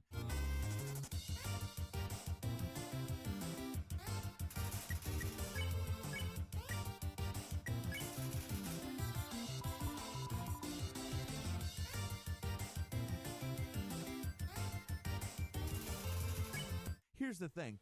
For your first run through, the best you can do is get the neutral ending. If you played through the first time and spared everyone, you didn't kill a single enemy except for the rare one that doesn't give you EXP for beating them, then you're on the right track. Otherwise, you have to play through the game again and spare everyone. It's the only way to get this ending. Then you have to befriend all the boss characters, which eventually open the way to the true lab, the actual final area of the game. Even if you did screw up and kill some things the first go around, it's worth playing through the game again to get the true pacifist stuff, because it really does fill out the game and make it feel like a more complete experience. Once you do that, now it's time to play through the game and kill everything, because that's a whole different experience too. This is one of those games that's rewarding on multiple playthroughs. It is short, and the story can change drastically depending on your choices. And finally, at number 1, it's Resident Evil 2. In Resident Evil 1, playing as either Chris or Jill changed a few things, but there wasn't any real reason to play through the game as both of them. They had their differences, but for the general story, most of the puzzles and mansion, they're basically the same. Resident Evil 2 did something different. It introduced this thing called the zapping system, which has a very lame name, but it made it so that things you do in the first run affect the game in the second. It was a big feature of the original version, and while the remake didn't bring all this stuff back, it does at least do the same thing the original did, where the second playthrough of the game, regardless of the character, is very different compared to the first. So if you play as Leon the first run and Claire in the second, things change a lot. Your starting position is different, the Tyrant shows up earlier in the second playthrough, item placement and enemies are shuffled around, certain bosses are different. Like in Scenario A, you fight William Birkin as the last boss, but in Scenario B, the Tyrant is the final fight.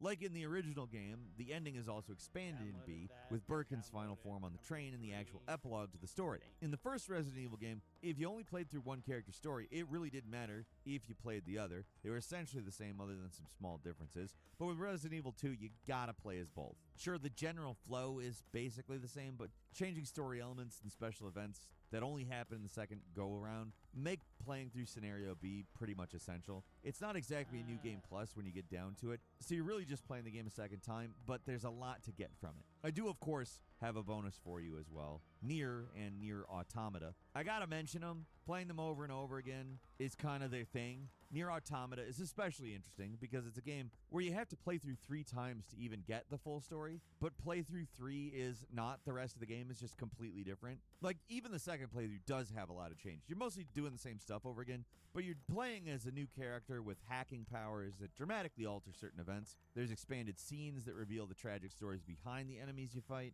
which adds a dramatic layer to everything, but it's basically the same game. With playthrough 3, though, it's uncharted waters. There's a dramatic new opening, a new protagonist, new locations, new bosses, all new story stuff, and it's essentially it's hidden away behind the second playthrough. The original Nier was less ambitious, and that makes it a harder game to go back and play for a second or third or maybe even fourth time. But the added context given to the shadows does add an emotional punch to everything going on, and the final secret ending, where you have to go back and play through the game again even though you erased your save to get the previous ending, it's audaciously weird. All the repetition is asking a lot from the player, and I'll be honest, it's kind of a drag sometimes, but it is also worth it. These games really just wouldn't be the same if all you saw was the first playthrough. And that's all for today. Leave us a comment, let us know what you think. If you like this video, click like. If you're not subscribed, now's a great time to do so. We upload brand new videos every day of the week. Best way to see them first is, of course, a subscription, so click subscribe.